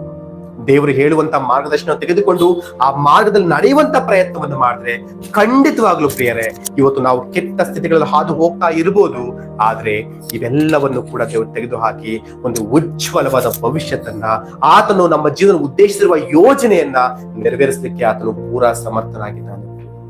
ಈಗ ನಾವು ಆಲೋಚನೆ ಮಾಡೋಣ, ಈ ಒಂದು ಕೆಟ್ಟ ಪರಿಸ್ಥಿತಿಗಳ ಹಾದು ಹೋಗ್ತಾ ಇರುವ ನಮಗೆ ಯಾವ ಮಾರ್ಗದರ್ಶನವನ್ನ ಮಾಡ್ತಾ ಇದ್ದಾರೆ ಎನ್ನುವಂತ ವಿಷಯವನ್ನ ನಾವು ಒಮ್ಮೆ ಆಲೋಚನೆ ಮಾಡುವಂತ ಪ್ರಯತ್ನ ಓಕೆನಾ. ಇವತ್ತು ಯೋಚನೆ ಮಾಡೋಣ, ನಾವು ಹಿಂದಿನ ಜೀವಿತ ತುಂಬಾ ಚೆನ್ನಾಗಿತ್ತು ಅಂದ್ಕೊಳ್ತಿದೀವಲ್ವಾ, ನಾವು ನಮ್ಮ ಹಿಂದಿನ ಜೀವಿತ ತುಂಬಾ ಚೆನ್ನಾಗಿತ್ತು, ತುಂಬಾ ಆಶೀರ್ವಾದಕರವಾಗಿತ್ತು ಅಂದ್ಕೊಳ್ತಿದೀವಲ್ವಾ, ಇವತ್ತು ಕೆಟ್ಟ ಪರಿಸ್ಥಿತಿ ನೋಡಿ ಅದೇ ಚೆನ್ನಾಗಿತ್ತು ಅಂತ ಅಂದ್ಕೊಳ್ತಾ ಇದೀವಿ. ಯೋಚನೆ ನಮ್ಗೆ ಗೊತ್ತಿಲ್ಲ ಹಿಂದೆ ಏನಾಗ್ತದೆ. ಒಂದ್ ವೇಳೆ ನಾವು ಈ ಸ್ಥಿತಿಗೆ ಬರ್ದೆ ಅಲ್ಲೇ ಇದ್ದಿದ್ದೇ ಆಗಿದ್ರೆ ಏನಾಗ್ತಿತ್ತು ನಮ್ಗೆ ಗೊತ್ತಿಲ್ಲ ಅಲ್ಲ. ಎಂತಹ ದುರ್ಘಟನೆಗಳು ನಮ್ಮ ಜೀವನ ನಡೀತಾ ಇತ್ತು ನಮ್ಗೆ ಗೊತ್ತಿಲ್ಲ ಅಲ್ಲ. ಎಂತ ಉಪದ್ರವ ನಮ್ಮ ಜೀವನದಲ್ಲಿ ಬರ್ತಾ ಇತ್ತು ನಮ್ಗೆ ಗೊತ್ತಿಲ್ಲ ಅಲ್ಲ. ಹಾಗಾಗಿ ಇವತ್ತು ನಾವು ಯಾವ ಸ್ಥಿತಿಯಲ್ಲಿ ಇದ್ದೀವೋ ಅದು ನಾವು ಒಳ್ಳೇದು ಅಂತ ನಾವು ಭಾವಿಸಬಹುದು. ಯಾಕಂದ್ರೆ ದೇವರು ನಮ್ಮ ಕೆಟ್ಟದಕ್ಕಾಗಿ ಏನನ್ನೂ ಮಾಡುವವನಲ್ಲ. ಇವತ್ತು ಒಂದು ಕಷ್ಟದ ಸ್ಥಿತಿಗೆ ನಮ್ಮನ್ನ ದೂಡ್ತಾ ಇದ್ದಾರೆ ಅಂತ ಹೇಳಿದ್ರೆ ಅದು ನಮ್ಮ ಒಳ್ಳೇದಕ್ಕೆ, ನಮ್ಮ ನಾಶದಿಂದ ತಪ್ಪಿಸುವುದಕ್ಕೆ, ನಮ್ಮನ್ನ ಕೇಡಿನಿಂದ ಪಾರು ಮಾಡುವುದಕ್ಕೆ ಆಗಿದೆ ಅನ್ನೋದನ್ನ ನಾವು ಯಾವತ್ತೂ ಕೂಡ ನೆನಪಲ್ಲಿಟ್ಕೊಂಡು ಮುಂದುವರಿಯುವಂತ ಪ್ರಯತ್ನ ಮಾಡಿ. ರೈಟ್, ಈ ಒಂದು ಕಷ್ಟಕರವಾದ ಸ್ಥಿತಿಗಳಲ್ಲಿ ಹಾದು ಹೋಗ್ಬೇಕಂತ ನಾವು ಅಂದ್ಕೊಳ್ಳುವಾಗ ದೇವರು ನಮಗೆ ಕೆಲವೊಂದು ಮಾರ್ಗದರ್ಶನಗಳನ್ನು ಮಾಡ್ತಾ ಇದ್ದಾನೆ. ಅವೆಲ್ಲವನ್ನು ಕೂಡ ನಾವು ಒಂದೊಂದಾಗಿ ಧ್ಯಾನಿಸುವಂತ ಪ್ರಯತ್ನ ಮಾಡಿ. ನಾವು ಯೆರೆಮೀಯ ಪ್ರವಾದಿಯ ಪುಸ್ತಕ 4, 5, 6 ವಚನಗಳನ್ನು ಓದೋಣ. 29ನೇ ಅಧ್ಯಾಯ. ಇಸ್ರಾಯೇಲ್ಯರ ದೇವರು ಸೇನಾಧೀಶ್ವರನು ಆದ ಯೆಹೋವನು ತಾನು ಯೆರೂಸಲೇಮಿನಿಂದ ಬಾಬೆಲಿಗೆ ಸಾಗಿಸಿದ ಸೆರೆಯವರೆಲ್ಲರಿಗೂ ಹೀಗೆ ಹೇಳುತ್ತಾನೆ, ನೀವು ಮನೆಗಳನ್ನು ಕಟ್ಟಿಕೊಂಡು ಅವುಗಳಲ್ಲಿ ವಾಸಿಸಿರಿ, ತೋಟಗಳನ್ನು ಮಾಡಿಕೊಂಡು ಅವುಗಳ ಫಲವನ್ನು ಅನುಭವಿಸಿರಿ. ಸಂಸಾರಿಗಳಾಗಿ ಗಂಡು ಹೆಣ್ಣು ಮಕ್ಕಳನ್ನು ಪಡೆಯಿರಿ. ನಿಮ್ಮ ಗಂಡುಗಳಿಗೆ ಹೆಣ್ಣುಗಳನ್ನು ತೆಗೆದುಕೊಳ್ಳಿರಿ, ನಿಮ್ಮ ಹೆಣ್ಣು ಮಕ್ಕಳನ್ನು ಗಂಡುಗಳಿಗೆ ಕೊಡಿರಿ, ಅವರು ಗಂಡು ಹೆಣ್ಣು ಮಕ್ಕಳನ್ನು ಪಡೆಯಲಿ. ನೀವು ಇವರಲ್ಲಿಯೇ ವೃದ್ಧಿಯಾಗಿರಿ, ಕಡಿಮೆಯಾಗದಿರಿ. ನಾನು ಯಾವ ಪಟ್ಟಣಕ್ಕೆ ನಿಮ್ಮನ್ನು ಸಾಗಿಸಿದೆನೋ ಅದರ ಕ್ಷೇಮವನ್ನು ಹಾರೈಸಿ ಅದಕ್ಕಾಗಿ ಯೆಹೋವನನ್ನು ಪ್ರಾರ್ಥಿಸಿರಿ. ಅದರ ಕ್ಷೇಮವೇ ನಿಮ್ಮ ಕ್ಷೇಮ. ನಾವು ಏನ್ ಪ್ರಶ್ನೆ ಮಾಡಿದ್ವಿ ದೇವ್ರಿಗೆ? ದೇವ್ರೆ, ಈ ಒಂದು ಕಷ್ಟ ಕಾಲದಲ್ಲಿ ನಾವ್ ಇದೀವಲ್ವಾ, ಕಷ್ಟ ಪರಿಸ್ಥಿತಿ ನಾವ್ ಇದೀವಲ್ವಾ, ಇದು ಈ ಸಮಯದಲ್ಲಿ ನಾವು ಹೇಗೆ ಜೀವಿಸ್ಬೇಕು ದೇವ್ರೆ? ನಾವು ಯಾವ ಮಾರ್ಗದಲ್ಲಿ ಹೋಗ್ಬೇಕೋ ನಮಗೆ ಗೊತ್ತಾಗ್ತಿಲ್ಲ, ಯಾವ ನಿರ್ಧಾರಗಳನ್ನ ತೆಗೆದುಕೊಳ್ಬೇಕೋ ನಮಗೆ ಗೊತ್ತಾಗ್ತಿಲ್ಲ, ಈ ಒಂದು ಕಷ್ಟಗಳಿಂದ ಹೇಗೆ ಆಚೆ ಬರ್ಬೇಕು ನಮಗೆ ಗೊತ್ತಾಗ್ತಿಲ್ಲ. ದೇವ್ರೆ, ನಮ್ಗೆ ಮಾರ್ಗದರ್ಶನವನ್ನು ಮಾಡಿಸುವ ಎಂಬುದಾಗಿ ನಾವು ಕೇಳ್ತಿದೀವಲ್ವಾ. ದೇವರು ನಮಗೆ ಮಾರ್ಗದರ್ಶನವನ್ನು ಮಾಡ್ತಾ ಪ್ರಯತ್ನ ಮಾಡ್ತಿದ್ದಾರೆ. ಇಲ್ಲಿ ಇಸ್ರಾಯೇಲ್ಗೂ ಕೂಡ ಕೆಲವು ಮಾರ್ಗದರ್ಶನಗಳನ್ನ ಹೇಳ್ತಿದ್ದಾರೆ. ಅಂದ್ರೆ ಇವರು ಇಸ್ರಾಯೇಲರು ಹೇಗೆ ಜೀವಿಸ್ಬೇಕು ಅಂತ ಕಷ್ಟ ಕಾಲದಲ್ಲಿ ಎಂಬುದಾಗಿ ದೇವರು ಹೇಳುವಂತ ಪ್ರಯತ್ನವನ್ನು ಮಾಡ್ತಿದ್ದಾರೆ. ಏನ್ ಹೇಳ್ತಾರೆ ಅಂದ್ರೆ, ಮೊದಲನೇದಾಗಿ, ನಾನು ನಿಮ್ಮನ್ನ ಯಾವ ದೇಶಕ್ಕೆ ಕಳಿಸಿದ್ನೋ, ಯಾವ ದೇಶಕ್ಕೆ ಸೆರೆವಾಸಿಗಳಾಗಿ ನೀವು ಹೋಗಿದಿರೋ ಅದೇ ದೇಶದಲ್ಲಿ ನೀವು ಜೀವಿಸ್ಬೇಕಂದ್ರೆ, ನಾನು ನಿಮ್ಮನ್ನ ಯಾವ ಸ್ಥಿತಿಯಲ್ಲಿ ಇಟ್ಟಿದ್ದೀನೋ, ಯಾವ ಸ್ಥಳದಲ್ಲಿ ಇಟ್ಟಿದ್ದೀನೋ ಅದೇ ಸ್ಥಳದಲ್ಲಿ ನೀವು ಇರುವಂತ ಪ್ರಯತ್ನವನ್ನು ಮಾಡ್ಬೇಕು. ಅಲ್ಲಿ ಏನ್ ಮಾಡ್ಬೇಕಂದ್ರೆ, ನೀವೇನ್ ಮಾಡ್ರಿ, ಮನೆಗಳನ್ನ ಕಟ್ಟಿಕೊಂಡು ಅವುಗಳಲ್ಲಿ ವಾಸ ಮಾಡ್ರಿ, ತೋಟಗಳನ್ನು ಮಾಡಿಕೊಂಡು ಅವುಗಳ ಫಲವನ್ನು ಅನುಭವಿಸ್ರಿ. ನಿಮ್ಮ ಗಂಡು ಮಕ್ಕಳಿಗೆ ಹೆಣ್ಣು ಮಕ್ಕಳನ್ನ ತೆಗೆದುಕೊಳ್ರಿ, ಗಂಡು ಮಕ್ಕಳನ್ನ ಕೊಡ್ರಿ. ಅಂದ್ರೆ ಸಂಸಾರಿಗಳಾಗಿ ಮದುವೆಯನ್ನು ಮಾಡಿಕೊಂಡು ನೀವು ಅದೇ ದೇಶದಲ್ಲಿ ವಾಸಿಸುವಂತ ಪ್ರಯತ್ನವನ್ನು ಮಾಡಿ. ದೇವರು ಹೇಳ್ತಿದ್ದಾರೆ, ಇಸ್ರಾಯೇಲರೇ, ನೀವು ಯಾವುದೇ ಕಾರಣಕ್ಕೂ ನಾನ್ ನಿಮ್ಮನ್ನ ಯಾವ ಸ್ಥಿತಿಯಲ್ಲಿ ಇಟ್ಟಿದ್ದೇನೋ, ಇವತ್ತು ಯಾವ ಸ್ಥಳದಲ್ಲಿ ಇಟ್ಟಿದ್ದೇನೋ ಆ ಸ್ಥಳದಿಂದ ಆಚೆ ಬರುವಂತ ಪ್ರಯತ್ನವನ್ನ ಎಂದಿಗೂ ಕೂಡ ಮಾಡುವಂತ ಪ್ರಯತ್ನವನ್ನ ಮಾಡಬೇಡ್ರಿ. ಇವತ್ತು ನಿಮ್ಮನ್ನ ಹಸ್ತದಲ್ಲಿ ಇಟ್ಟಿರೋದು ನಾನೇ ಅಲ್ವಾ, ಹಾಗಾಗಿ ನೀವು ಅದೇ ಸ್ಥಿತಿಯಲ್ಲಿ ಇರುವಂತ ಪ್ರಯತ್ನವನ್ನ ಮಾಡಿ, ಆಚೆ ಬರುವಂತ ಪ್ರಯತ್ನ ಮಾಡಬೇಡಿ ಎಂಬುದಾಗಿ ಹೇಳ್ತಿದ್ದಾರೆ. ಅಂದ್ರೆ ಇವತ್ತು ನಾವು ಯಾವ ಸ್ಥಿತಿಗಳಲ್ಲಿ ಇವತ್ತು ದೇವರು ನಮ್ಮನ್ನು ಇಟ್ಟಿದ್ದಾರೋ, ಇವತ್ತು ಸಾಲಗಳ ಸಿಕ್ಕಾಕೊಂಡಿದ್ದೇವಾ, ಆ ಸ್ಥಿತಿಗತಿಗಳಲ್ಲೇ ನಾವು ಹಾದು ಹೋಗುವಂತ ಪ್ರಯತ್ನವನ್ನು ಮಾಡಿ. ಇವತ್ತು ನಾವು ಕಷ್ಟದ ಕಾಲದಲ್ಲಿ ನಮ್ಮ ದೇವರು ನಮ್ಮನ್ನು ಇಟ್ಟಿದ್ದಾರಾ, ಇದೇ ಕಷ್ಟ ಕಾಲದಲ್ಲಿ ಕಷ್ಟದ ಪರಿಸ್ಥಿತಿಗಳಲ್ಲಿ ನಾವು ಹಾದು ಹೋಗುವಂತ ಪ್ರಯತ್ನವನ್ನ ಮಾಡಿ, ನಾವು ಇವುಗಳಿಂದ ಆಚೆ ಬರುವಂತ ಪ್ರಯತ್ನವನ್ನ ಎಂದಿಗೂ ಕೂಡ ಮಾಡುವಂತ ಪ್ರಯತ್ನ ಮಾಡಿ. ಏನ್ ಬ್ರದರ್, ನೀವ್ ಈ ರೀತಿ ಹೇಳ್ತಿದ್ದೀರಾ? ಪ್ರತಿಯೊಬ್ರು ಕೂಡ ಕಷ್ಟದಿಂದ ಆಚೆ ಬರ್ಬೇಕು, ಚೆನ್ನಾಗಿರ್ಬೇಕಂತೆಲ್ಲ ಬಯಸ್ತಾರೆ. ನೀವು ನೋಡಿದ್ರೆ ದೇವ್ರು ಹೇಳ್ತಿದ್ದಾರೆ, ನೀವಿರುವಂತ ಸ್ಥಿತಿಯೆಲ್ಲ ಇರ್ರಿ, ಆಚೆ ಬರುವಂತ ಪ್ರಯತ್ನ ಮಾಡ್ಬೇಡ್ರಿ ಎಂಬುದಾಗಿ ನೀವ್ ಹೇಳ್ತಿದ್ರಲ್ಲ, ಇದು ಎಷ್ಟು ಮಟ್ಟಿಗೆ ಸರಿ ಎಂಬುದಾಗಿ ನೀವು ಪ್ರಶ್ನೆ ಮಾಡ್ಬೋದು. ನನ್ನ ಉದ್ದೇಶ ಈ ಸ್ಥಿತಿಗಳನ್ನ ನೀವು ಆಚೆ ಬರ್ಲೇಬಾರ್ದು ಅಂತಲ್ಲ, ಆದ್ರೆ ನಮ್ಮ ಪ್ರಯತ್ನದಿಂದ, ನಮ್ಮ ಸ್ವಶಕ್ತಿಯಿಂದ ನಾವು ಪ್ರಯತ್ನ ಮಾಡುವುದಾದ್ರೆ ಈ ಸ್ಥಿತಿಗತಿಗಳಿಂದ ಆಚೆ ಬರ್ಲಿಕ್ಕೆ ಸಾಧ್ಯವಿಲ್ಲ. ದೇವರು ಹೇಳೋದನ್ನೇ, ಮಕ್ಕಳೇ, ನೀವು ನಿಮ್ಮನ್ನ ಯಾವ ಸ್ಥಿತಿಯಲ್ಲಿ ಇಟ್ಟಿದ್ದೀನೋ ಅದೇ ಸ್ಥಿತಿಯಲ್ಲಿ ನೀವು ಹಾದು ಹೋಗುವಂತ ಪ್ರಯತ್ನವನ್ನು ಮಾಡಿ. ನಿಮ್ಮ ಸ್ವಪ್ರಯತ್ನದಿಂದ ಅಲ್ಲಿಂದ ಆಚೆ ಬರುವಂತ ಪ್ರಯತ್ನ ಮಾಡಬೇಡಿ. ಯಾಕಂದ್ರೆ ನಿಮ್ಮನ್ನ ಅಲ್ಲಿಂದ ಆಚೆ ತರಬೇಕು ಅಂದ್ರೆ ನಾನೇ ತರಬೇಕು, ನಿಮ್ಮನ್ನ ನಾನೇ ತರಬೇಕು. ನಾನ್ ತರ್ತೀನಿ ನಿಮ್ಮನ್ನ ಅಲ್ಲಿಂದ ಆಚೆಗಡೆ. ಆದರೆ ನೀವು ಇವತ್ತು ನಾನು ಯಾವ ಸ್ಥಿತಿಯಲ್ಲಿ ಇಟ್ಟಿದ್ದೀನೋ ಅದೇ ಸ್ಥಿತಿಯಲ್ಲಿ ಹಾದು ಹೋಗುವಂತ ಪ್ರಯತ್ನ. ಇವತ್ತು ನೋಡಿ, ಎಕ್ಸಾಂಪಲ್ ತೆಗೆದುಕೊಳ್ತೇನೆ, ಒಂದು ಎಕ್ಸಾಂಪಲ್ ಹೇಳ್ತೇನೆ. ಇವತ್ತು ನಾವು ಸಾಲಗಳಲ್ಲಿ ಸಿಕ್ಕಾಕೊಂಡಿದೀವಲ್ವಾ, ಸಾಲಗಳಲ್ಲಿ ಸಿಕ್ಕಾಕೊಂಡಿದೀವಿ. ಇವತ್ತು ನಾವೇನ್ ಮಾಡ್ತೀವಿ, ಸಾಲಗಳನ್ನು ತೀರ್ಸ್ಕೊಳ್ಬೇಕು ಅಂತ ಇನ್ನೊಂದು ಸಾಲವನ್ನ ಮಾಡ್ಲಿಕ್ಕೆ ಹೋಗ್ತೀವಿ. ಏನಾಗುತ್ತೆ ಹೇಳ್ರಿ? ಒಂದು ಸಾಲ ಜೊತೆಗೆ ಇನ್ನೊಂದು ಸಾಲ ಮಾಡ್ತೀವಿ, ಇನ್ನೊಂದು ಸಾಲ ಮಾಡ್ಲಿಕ್ಕೆ ಇನ್ನೊಂದು ಸಾಲ ಮಾಡ್ತೀವಿ. ಈ ಸಾಲದ ಸಮಸ್ಯೆ ಪರಿಹಾರ ಆಗುತ್ತಾ? ಆಗುದಿಲ್ಲ. ಆಗುತ್ತಾ ಪ್ರಿಯರೇ? ಅಂದ್ರೆ ಇವತ್ತು ನಾವು ಯಾವ ಸ್ಥಿತಿಗಳಲ್ಲಿ ಹಾದು ಹೋಗ್ತಾ ಇದೀವೋ, ನಮ್ಮ ಸ್ವಬಲದಿಂದ, ಸ್ವಂತ ಜ್ಞಾನ ನಾವು ಆಲೋಚನೆ ಮಾಡಿ ಇವುಗಳನ್ನ ಆಚೆ ಬರಬೇಕು ಅಂತ ಪ್ರಯತ್ನ ಪಟ್ರೆ, ನಮ್ಮ ಸ್ವಂತ ಶಕ್ತಿಯಿಂದ ಇವುಗಳನ್ನ ಆಚೆ ಬರ್ಬೇಕಂತ ಪ್ರಯತ್ನ ಪಟ್ರೆ ಇನ್ನೂ ಸಮಸ್ಯೆ ಜಾಸ್ತಿ ಆಗುತ್ತೆ ಹೊರತು ಕಡಿಮೆ ಆಗುವುದಿಲ್ಲ. ಅಥವಾ ಇದ್ದ ಸ್ಥಿತಿಯಲ್ಲೇ ಇರ್ತೀವಿ ಹೊರತು ಅವುಗಳನ್ನ ಆಚೆ ಬರ್ಲಿಕ್ಕೆ ಸಾಧ್ಯವೇ ಇಲ್ಲ. ಅದಕ್ಕೆ ನೋಡಿ, ತುಂಬಾ ಜನ ಒಂದ್ ಸಾಲ ತೀರ್ಸಕ್ಕೆ ಇನ್ನೊಂದ್ ಸಾಲ ಮಾಡ್ತಾರೆ, ಇನ್ನೊಂದ್ ಸಾಲ ತೀರ್ಸಕ್ಕೆ ಇನ್ನೊಂದ್ ಸಾಲವನ್ನ ಮಾಡ್ತಾರೆ. ಆದ್ರೆ ಅವ್ರ ಸಾಲ ಯಾವತ್ತಿಗೂ ಕೂಡ ಪರಿಹಾರ ಆಗಲ್ಲ. ಕರೆಕ್ಟ್ ಅಲ್ವಾ? ಎಸ್, ಇದೇ ಸತ್ಯ, ಇದೇ ದೇವ್ರು ಹೇಳ್ತಿರುವಂತದ್ದು. ಹಾಗಾಗಿ ಏನ್ ಮಾಡ್ಬೇಕು ಅಂದ್ರೆ, ಇಲ್ಲಿ ದೇವ್ರು ಹೇಳ್ತಂದ್ರೆ ಏನ್ ಮಾಡ್ಬೇಕು ಅಂದ್ರೆ, ನಾವು ಇರುವಂತಹ ಸ್ಥಿತಿಗತಿಗಳಲ್ಲಿ ದೇವರು ತೋರಿಸುವಂತ ದಾರಿಯಲ್ಲಿ ಹಾದು ಹೋಗ್ತಾ ಇರ್ಬೇಕು. ನಾವು ಮಾಡುವ ಕೆಲಸ ಕಾರ್ಯಗಳಲ್ಲಿ ನಾವು ನೀತಿವಂತರಾಗಿ ಯಥಾರ್ಥವಾಗಿ ಕೆಲಸ ಮಾಡ್ಬೇಕು. ಬರುವಂತ ಸಂಬಳದಲ್ಲಿ ಇರುವಂತ ಯೋಗ್ಯತೆಯಲ್ಲಿ ಏನ್ ಮಾಡ್ಬೇಕಂದ್ರೆ, ನಾವು ಇದೇ ರೀತಿಯಾಗಿ ನಮ್ಮ ಜೀವಿತ ಸಾಗಿಸಿಕೊಂಡು ದೇವರು ಯಾವ ರೀತಿ ತೋರಿಸ್ತಾರೋ ಆ ರೀತಿ ಹೋಗುವಂತ ಪ್ರಯತ್ನವನ್ನು ಮಾಡಬೇಕು. ಜ್ಞಾನೋಕ್ತಿಗಳ ಪುಸ್ತಕದಲ್ಲಿ ಒಂದು ಮಾತನ್ನ ಹೇಳ್ತಾರೆ, ನೋಡೋಣ. ಜ್ಞಾನೋಕ್ತಿಗಳ ಪುಸ್ತಕ 3ನೇ ಅಧ್ಯಾಯ 5-6 ವಚನಗಳನ್ನು ಓದೋಣ. ಸ್ವಬುದ್ಧಿಯನ್ನೇ ಆಧಾರ ಮಾಡಿಕೊಳ್ಳದೆ ಪೂರ್ಣ ಮನಸ್ಸಿನಿಂದ ಯೆಹೋವನಲ್ಲಿ ಭರವಸವಿಡು. ನಿನ್ನ ಎಲ್ಲಾ ನಡವಳಿಕೆಯಲ್ಲಿ ಆತನ ಚಿತ್ತಕ್ಕೆ ವಿಧೇಯನಾಗಿರು. ಆತನೇ ನಿನ್ನ ಮಾರ್ಗವನ್ನು ಸರಾಗ ಮಾಡುವನು. ನೋಡ್ರಿ, ಅಂದ್ರೆ ಈ ಒಂದು ಕ್ಲಿಷ್ಟಕರವಾದ ಸ್ಥಿತಿಗಳಲ್ಲಿ, ಈ ಒಂದು ಕಠಿಣವಾದ ಸ್ಥಿತಿಗತಿಗಳು ನಾವು ಹಾದು ಹೋಗುವಾಗ ನಮ್ಮ ಸ್ವಂತ ಬುದ್ಧಿಯ ಮೇಲೆ ಆಧಾರಗೊಂಡು ನಾವು ಈ ಪರಿಸ್ಥಿತಿಗಳಿಂದ ಆಚೆ ಬರುವಂತ ಪ್ರಯತ್ನ ಮಾಡದೆ ಏನ್ ಮಾಡ್ಬೇಕು ಅಂದ್ರೆ, ಪೂರ್ಣ ಮನಸ್ಸಿನಿಂದ ದೇವರ ಮೇಲೆ ಭರವಸೆಯನ್ನ ಇಡಬೇಕು. ನಾವು ನಡೆಯುವಂತ ಪ್ರತಿ ಮಾರ್ಗದಲ್ಲೂ, ನಾವು ಮಾಡುವ ಪ್ರತಿ ಕೆಲಸದ ವಿಷಯದಲ್ಲೂ ಕೂಡ ದೇವರ ಚಿತ್ತಕ್ಕೆ ಒಪ್ಪಿಸಿಕೊಟ್ಟು ನಾವು ವಿಧೇಯರಾಗಿ ನಡೆಯುವಂತ ಪ್ರಯತ್ನವನ್ನ ಮಾಡ್ಬೇಕು. ಹಾಗೇನಾಗುತ್ತಂದ್ರೆ, ನಮ್ಮ ಮಾರ್ಗಗಳನ್ನ ದೇವರೇ ಸರಾಗ ಮಾಡ್ತಾರೆ. ನಾವಿರುವಂತಹ ಸ್ಥಿತಿಗತಿಗಳಿಂದ, ಕಷ್ಟಕರವಾದ ಪರಿಸ್ಥಿತಿಗಳಿಂದ, ಕೆಟ್ಟ ಒಂದು ವಾತಾವರಣದಿಂದ ದೇವರು ನಮ್ಮನ್ನ ಆಚೆ ತೆಗೆದುಕೊಂಡು ಬರುವಂತ ಪ್ರಯತ್ನವನ್ನ ಮಾಡ್ತಾರೆ. ಇವತ್ತು ಸ್ವಂತ ಬುದ್ಧಿಯ ಮೇಲೆ ಆಧಾರಗೊಂಡು ಎಷ್ಟೋ ಜನ ನಮ್ಮ ಜೀವಿತಗಳನ್ನ ಹಾಳು ಮಾಡ್ಕೊಂಡು ಬಿಟ್ಟಿದ್ದಾರೆ. ನನಗೆ ಬಹಳ ಜ್ಞಾನ ಇದೆ, ನನಗೆ ಬಹಳ ಶಕ್ತಿ ಇದೆ, ನನಗೆ ಬಹಳ ಒಂದು ಉನ್ನತವಾದ ಒಂದು ಆಲೋಚನೆ ಇದೆ ಎಂಬುದಾಗಿ ಹೇಳ್ತಾ ಅಂತ ಬುದ್ಧಿಯ ಮೇಲೆ ಆಧಾರಗೊಂಡು ಅನೇಕರು ಇವತ್ತು ತಮ್ಮ ಜೀವಿತಗಳನ್ನ ಹಾಳು ಮಾಡಿಕೊಂಡು ಬಿಟ್ಟಿದ್ದಾರೆ. ಪ್ರೀತಿಯ ದೇವರ ಮಕ್ಕಳು, ಆಲೋಚನೆ ಮಾಡೋಣ. ದೇವ್ರ ವಾಕ್ಯ ಹೇಳುತ್ತೆ, ಸಂದರ್ಭ ಬೇರೆ ಆದ್ರೂ ಕೂಡ ಯೋಹಾನ ಬರೆದ ಸುವಾರ್ತೆ 8ನೇ ಅಧ್ಯಾಯ 36ನೇ ವಚನ ನೋಡುವಾಗ, ಮಗನು ಬಿಡುಗಡೆ ಮಾಡಿದರೆ ಅದು ನಿಜವಾದ ಬಿಡುಗಡೆ ಎಂಬುದಾಗಿ ನೋಡ್ತೇವೆ. ದೇವರು ನಮ್ಮನ್ನು ಬಿಡುಗಡೆ ಮಾಡುವುದಾದ್ರೆ ಅದು ನಮಗೆ ನಿಜವಾದ ಬಿಡುಗಡೆ ಆಗಿರುತ್ತೆ ಪ್ರಿಯ.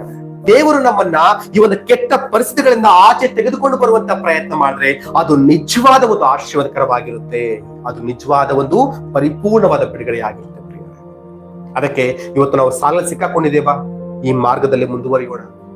ಇವತ್ತು ನಾವು ಕೆಟ್ಟ ಪರಿಸ್ಥಿತಿಗಳಲ್ಲಿ ಹಾದು ಹೋಗ್ತಿದೀವಾ? ಇದೇ ಮಾರ್ಗದಲ್ಲಿ ಮುಂದುವರಿಯೋಣ. ಇವತ್ತು ನಮ್ಮ ಜೀವನ ಸರಿ ಇಲ್ಲ ಅಲ್ವಾ? ಕಷ್ಟ, ದುಃಖ, ವೇದನೆ ಜೀವಿಸ್ತಾ ಇದೀವಲ್ವಾ? ದೇವರ ಮೇಲೆ ಭರವಸೆ ಇಡೋಣ, ದೇವರ ಮೇಲೆ ಆತುಕೊಳ್ಳೋಣ, ದೇವರ ಚಿತ್ತಕ್ಕೆ ನಮ್ಮನ್ನ ಒಪ್ಪಿಸಿಕೊಡೋಣ. ಆತನ ತೋರಿಸಿದ ಮಾರ್ಗದಲ್ಲಿ ಮುಂದುವರಿಯುವಂತ ಪ್ರಯತ್ನ ಮಾಡೋಣ. ಖಂಡಿತವಾಗ್ಲೂ ಒಂದು ದಿವಸ ಇದೆ, ನಮ್ಮ ನಿರೀಕ್ಷೆ ಎಂದಿಗೂ ಕೂಡ ಸುಳ್ಳಾಗುವುದಿಲ್ಲ. ಒಂದು ಕಾಲ ಉಂಟು, ನಮ್ಮ ನಿರೀಕ್ಷೆ ನಿರರ್ಥಕ ಎಂದಿಗೂ ಕೂಡ ಆಗೋದಿಲ್ಲ. ಆತನು ನಮ್ಮ ಜೀವನದಲ್ಲಿ ಯಾವ ಉದ್ದೇಶವನ್ನು ಇಟ್ಕೊಂಡಿದ್ದಾನೋ ಆ ಉದ್ದೇಶವನ್ನು ನೆರವೇರಿಸ್ತಾನೆ. ಈ ಒಂದು ಪರಿಸ್ಥಿತಿಗಳಿಂದ ನಮ್ಮನ್ನ ಆತನು ಹೊರಗಡೆ ತೆಗೆದುಕೊಂಡು ಬರುವಂತ ಪ್ರಯತ್ನ ಮಾಡ್ತಾನೆ. ಯಾವತ್ತಿಗೂ ಕೂಡ ನಮ್ಮನ್ನ ಇದ್ದ ಸ್ಥಿತಿಯಲ್ಲಿ ಇರ್ಲಿಕ್ಕೆ ಆತನ ಎಂದಿಗೂ ಕೂಡ ಬಿಡೋದಿಲ್ಲ. ಯಾಕಂದ್ರೆ ಕಷ್ಟಗಳನ್ನು ಯಾವತ್ತಿಗೂ ಕೂಡ ನಿಂತ ನೀರಲ್ಲ, ಯಾವ ಮನುಷ್ಯನ ಜೀವನದಲ್ಲಾದ್ರೂ ಕೂಡ ಅಷ್ಟೇ. ಆದ್ರೆ ಅದು ಹರಿಯುವ ನೀರಾಗಿರ್ತದೆ. ಇವತ್ತು ಕಷ್ಟ ನಮ್ಮ ಮಧ್ಯೆ ನಿಂತ್ಕೊಂಡಿರೋದಿಲ್ಲ, ಅದು ಹರಿದು ಹೋಗುವ ನೀರಾಗಿ ಅದು ಹರಿದು ಹೊರಟು ಹೋಗ್ತದೆ.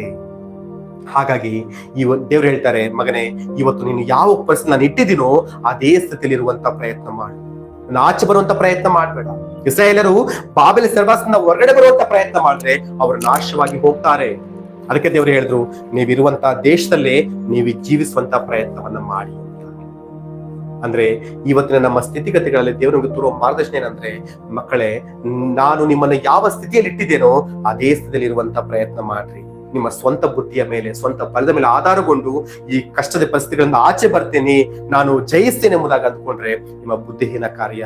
ನಾನು ನಿಮ್ಮನ್ನು ಬಿಡುಗಡೆ ಮಾಡದ ಹೊರತು ನೀವು ಯಾವುದೇ ಕಾರಣಕ್ಕೂ ಅಲ್ಲಿಂದ ಆಚೆ ಬರಕ್ ಆಗುವುದಿಲ್ಲ ಎಂಬುದಾಗಿ ದೇವರು ಹೇಳ್ತಿದ್ದಾರೆ. ಹಾಗಾಗಿ ನಾವೇನ್ ಮಾಡ್ಬೇಕಂದ್ರೆ, ದೇವರ ಮೇಲೆ ಸಂಪೂರ್ಣ ಭರವಸೆ ಇಟ್ಟು, ನಂಬಿಕೆ ಇಟ್ಟು, ಈ ದೇವರು ಯಾವ ಸ್ಥಿತಿಯಲ್ಲಿ ಇಟ್ಟಿದಾರೋ ಅದೇ ಸ್ಥಿತಿಗತಿಗಳಲ್ಲಿ ಹಾದು ಹೋಗುವಂತ ಪ್ರಯತ್ನ. ನಮಗೆ ಬೆಸ್ಟ್ ಎಕ್ಸಾಂಪಲ್ ಯಾರು ಗೊತ್ತಾ? ಯೋಸೇಪನ ಜೀವನದಲ್ಲಿ ದೇವರು ಹೇಳಿದ್ರು, 17 ವರ್ಷದಲ್ಲಿ ಅದಕ್ಕೆ ಒಂದು ಕನಸು ಬರುತ್ತದೆ, ಅವನು ರಾಜನಾಗ್ತಾನೆ ಅಂತ. ಅದು ದೇವ್ರು ಕೊಟ್ಟ ಕನಸು. ದೇವರ ಉದ್ದೇಶ ಏನ್ ಗೊತ್ತಾ? ಯೋಸೇಫನ ಜೀವನದಲ್ಲಿ ಅವನನ್ನ ರಾಜನನ್ನಾಗಿ ಮಾಡ್ಬೇಕು ಅಂತ, ಪ್ರಧಾನ ಮಂತ್ರಿಯನ್ನಾಗಿ ಮಾಡ್ಬೇಕು ಅಂತ ದೇವ್ರ ಉದ್ದೇಶ. ಆದ್ರೆ ಆತನ ಜೀವನದಲ್ಲಿ ಯಾವುದೂ ಆಗ ನಡೀತಾ ಇಲ್ಲ ನೋಡಿ. ಎಲ್ಲವೂ ಕೂಡ ದೇವರ ಒಂದು ಉದ್ದೇಶಕ್ಕೆ ವಿರುದ್ಧವಾಗಿ ನಡೀತಾ ಇದೆ. ಅಣ್ಣ ತಮ್ಮಂದ್ರು ದ್ವೇಷ ಮಾಡಿ ಬೇರೆ ಒಂದು ಐಗುಪ್ತ ದೇಶಕ್ಕೆ ಮಾರುವಂತ ಪ್ರಯತ್ನ ಮಾಡಿದ್ರು. ಯೋಸೇಫ ಏನ್ ಮಾಡ್ದೆ ಗೊತ್ತಾ? ದೇವರು ಆತನನ್ನ ಅವ್ರು ಮಾರಿದಾಗ ವಿರೋಧ ವ್ಯಕ್ತಪಡಿಸ್ಲಿಲ್ಲ. ಆತೇನ್ ಮಾಡ್ದ? ಅವರು ಮಾರಿದವ್ರ ಜೊತೆಯಲ್ಲಿ ಐಗುಪ್ತ ದೇಶಕ್ಕೆ ಹೊರಟು ಹೋಗ್ತಾನೆ. ಅಲ್ಲಿ ಪೋಟಿಫರನ ಮನೆಯಲ್ಲಿ ಕೆಲಸ ಮಾಡ್ಕೊಂಡಿರ್ತಾರೆ. ಆ ಪೋಟಿಫರನ ಹೆಂಡತಿಯ ಮೇಲೆ ಸುಳ್ಳಾದ ಆರೋಪವನ್ನು ಹೊರಿಸ್ತಾಳೆ. ಮಾಡಿದ ತಪ್ಪಿಗೆ ಜೈಲು ಶಿಕ್ಷೆ ಅನುಭವಿಸಬೇಕಾಗಿ ಬರುತ್ತೆ. ಆಗ್ಲೂ ಕೂಡ ಯೋಸೇಫ ಏನ್ ಮಾಡಿಲ್ಲ ಅಂದ್ರೆ ವಿರೋಧ ವ್ಯಕ್ತಪಡಿಸ್ಲಿಲ್ಲ. ಅಲ್ಲಿಂದ ಆಚೆ ಓಡಿ ಹೋಗುವಂತ ಪ್ರಯತ್ನ ಮಾಡ್ಲಿಲ್ಲ. ಏನ್ ಮಾಡ್ದ? ನಾನು ಪೂರ ನಂಬುದ, ನನ್ನ ದೇವನ ಜೊತೆಗಿದ್ದಾನೆ, ನನ್ನ ಕೈ ಬಿಡೋದಿಲ್ಲ ಎಂಬುದಾಗಿ, ನನ್ನ ಜೀವಿತ ಬದಲಾಯಿಸ್ತಾನೆ ಎಂಬುವಂತ ದೃಢವಾದ ನಂಬಿಕೆ, ಭರವಸೆಯನ್ನ ದೇವ್ರ ಮೇಲಿಟ್ಟ. ದೇವ್ರ ಚಿತ್ರಕ್ಕೆ ಒಪ್ಪಿಸಿಕೊಟ್ಟ. ದೇವರು ಸೆರೆಮನೆ ಕಳ್ಸಿದ್ರ, ಸೆರೆಮನೆಗೆ ಹೋದ. ಐಗುಪ್ತ ದೇಶಕ್ಕೆ ಕಳ್ಸಿಕೊಟ್ರ, ಐಗುಪ್ತ ದೇಶಕ್ಕೆ ಹೋಗುವಂತ ಪ್ರಯತ್ನ ಮಾಡ್ದ. ಆದ್ರೆ ತನ್ನ ಸ್ವಬುದ್ಧಿಯಿಂದ ಆತನು ಅದರಿಂದ ಆಚೆ ಬರುವಂತ ಪ್ರಯತ್ನ ಮಾಡಲಿಲ್ಲ. ದೇವ್ರು ಇಟ್ಟ ಸ್ಥಿತಿಯಲ್ಲಿದ್ದ ದೇವ್ರು ನಡೆಸುವಂತ ಹಾದಿಯಲ್ಲಿ ನಡೆದು ಹೋಗುವಂತ ಪ್ರಯತ್ನ ಮಾಡ್ದ. ಏನಾಯ್ತು ಹೇಳ್ರಿ? ಒಂದು ಕಾಲ ಇತ್ತು. ಆ ಸಮಯ ಬರುವಾಗ ದೇವರು ಅವನ ಜೀವಿತವನ್ನೇ ಬದಲಾಯಿಸಿ ಅವನು ಊಹಿಸದ ಹಾಗೆ ಪ್ರಧಾನಮಂತ್ರಿಯ ಸ್ಥಾನಕ್ಕೆ ಕರೆದುಕೊಂಡು ಹೋಗ್ತಾನೆ. ನಮ್ಮ ಜೀವಿತಗಳಲ್ಲೂ ಕೂಡ ಇವತ್ತು ನಾವು ಯಾವ ಸ್ಥಿತಿಯಲ್ಲಿ ಇದೀವಲ್ಲ ಪ್ರಿಯರೇ, ಅದೇ ಸ್ಥಿತಿಗತಿಗಳಲ್ಲಿ ದೇವರು ನಡೆಸುವ ಮಾರ್ಗದಲ್ಲಿ ನಾವು ಹೋಗುವುದಾದರೆ ಖಂಡಿತವಾಗಲೂ ನಮಗೂ ಕೂಡ ಒಂದು ಬಿಡುಗಡೆಯ ದಿನವನ್ನು ಇಟ್ಟಿದ್ದಾರೆ, ಆಶೀರ್ವಾದಕರ ದಿನವನ್ನ ಇಟ್ಟಿದ್ದಾರೆ. ಆ ದಿನ ನಮ್ಮ ಜೀವನದಲ್ಲಿ ದೇವರು ತೆಗೆದುಕೊಂಡು ಬಂದೇ ಬರ್ತಾರೆ. ಯಾಕಂದ್ರೆ ನಮ್ಮ ಜೀವನದಲ್ಲಿ ದೇವರ ಉದ್ದೇಶ ಬಹಳ ಒಳ್ಳೆಯದಾಗಿದೆ. ಇದು ಮೊದಲನೇ ವಿಷಯ. ಎರಡನೇ ವಿಷಯ ದೇವರು ಏನ್ ಹೇಳ್ತಿದೆ ಅಂದ್ರೆ, ಇನ್ನೊಂದು ವಚನವನ್ನು ಓದೋಣ. ಯೆರೆಮೀಯ ಪ್ರವಾದಿ ಪುಸ್ತಕ 29ನೇ ಅಧ್ಯಾಯ 10ನೇ ವಚನದಲ್ಲಿ ದೇವರು ಹೇಳ್ತಾರೆ, ಯೆಹೋವನು ಇಂತೆನ್ನುತ್ತಾನೆ, ಬಾಬೆಲ್ ರಾಜ್ಯವು 70 ವರ್ಷ ಪ್ರಬಲಿಸಿದ ಮೇಲೆ ನಾನು ನಿಮ್ಮನ್ನು ಕಟಾಕ್ಷಿಸಿ ಈ ಸ್ಥಳಕ್ಕೆ ತಿರುಗಿ ಬರಮಾಡುವೆನೆಂಬ ನನ್ನ ಶುಭವಾಕ್ಯವನ್ನ ನಿಮಗಾಗಿ ನೆರವೇರಿಸ್ತೇನೆ. ದೇವರು ಹೇಳ್ತಿದ್ದಾರೆ, ಇಸ್ರಾಯೇಲರೇ, ನೀವು ಬಾಬೆಲ್ ದೇಶದಲ್ಲಿ ಶಾಶ್ವತವಾಗಿ ಅಲ್ಲಿ ಇರೋದಿಲ್ಲ. ನೀವು ಈ ಕಷ್ಟ ಕಾಲದಲ್ಲಿ ದುಃಖ, ವೇದನೆ, ಚಿಂತೆಗಳ ಈ ಒಂದು ಜೀವನದಲ್ಲಿ ಯಾವಾಗ್ಲೂ ಕೂಡ ಇರ್ಲಿಕ್ಕೆ ನಾನು ಬಿಡೋದಿಲ್ಲ. ಮಕ್ಕಳೇ, ನಿಮ್ಮನ್ನ ನಾನು 70 ವರ್ಷಗಳ ನಂತರ ಮತ್ತೆ ತಿರುಗಿ ನಿಮ್ಮನ್ನ ಯಾವ ದೇಶದಿಂದ ನಾನು ಕಳಿಸ್ಕೊಟ್ಟೋ ಅದೇ ದೇಶಕ್ಕೆ ನಿಮ್ಮನ್ನು ವಾಪಸ್ ಕರ್ಕೊಂಡು ಬರ್ತೇನೆ. ಮತ್ತೆ ನಿಮ್ಮ ಜೀವಿತವನ್ನ ಮೊದಲಿನ ಹಾಗೆ ನಾನು ಆಶೀರ್ವಾದ ಮಾಡ್ತೇನೆ ಮಕ್ಕಳೇ. ಆದ್ರೆ ನೀವು ಶಾಶ್ವತವಾಗಿ ಶತ್ರುಗಳ ದೇಶದಲ್ಲಿ ಉಳಿಯಕ್ಕೆ ನಾನು ಬಿಡೋದಿಲ್ಲ ಎಂಬುದಾಗಿ ದೇವರು ಹೇಳ್ತಿದ್ದಾರೆ. ಅಂದ್ರೆ ನಾವು ಎರಡನೇದಾಗಿ ದೇವರು ಹೇಳ್ತಿದ್ದಾರೆ, ನಾನು ನಿಮ್ಮನ್ನ ಯಾವ ಸ್ಥಿತಿಯಲ್ಲಿ ಇಟ್ಟಿದ್ದೀನೋ ಆ ಸ್ಥಿತಿಯಿಂದ ಆಚೆ ಬರ್ಲಿಕ್ಕೆ ಸಮಯ ಬೇಕಾಗ್ತದೆ. ಹಾಗಾಗಿ ನೀವು ಕಾಯ್ಬೇಕು ತಾಳ್ಮೆಯಿಂದ. ದೇವ್ರು ಹೇಳ್ತಿದ್ದಾರೆ, ನೀವು ಇವತ್ತು ಯಾವ ಸ್ಥಿತಿಗತಿಗಳಲ್ಲಿ ಇದ್ದೀರೋ, ಯಾವ ಪರಿಸ್ಥಿತಿಗಳನ್ನ ಹಾದು ಹೋಗ್ತಾ ಇದ್ದೀರೋ, ಈ ಪರಿಸ್ಥಿತಿಗಳಿಂದ ಆಚೆ ಬರ್ಲಿಕ್ಕೆ ಸಮಯ ಬೇಕಾಗ್ತದೆ. ಹಾಗಾಗಿ ನೀವು ತಾಳ್ಮೆಯಿಂದ ಕಾಯುವಂತ ಪ್ರಯತ್ನವನ್ನು ಮಾಡಿ.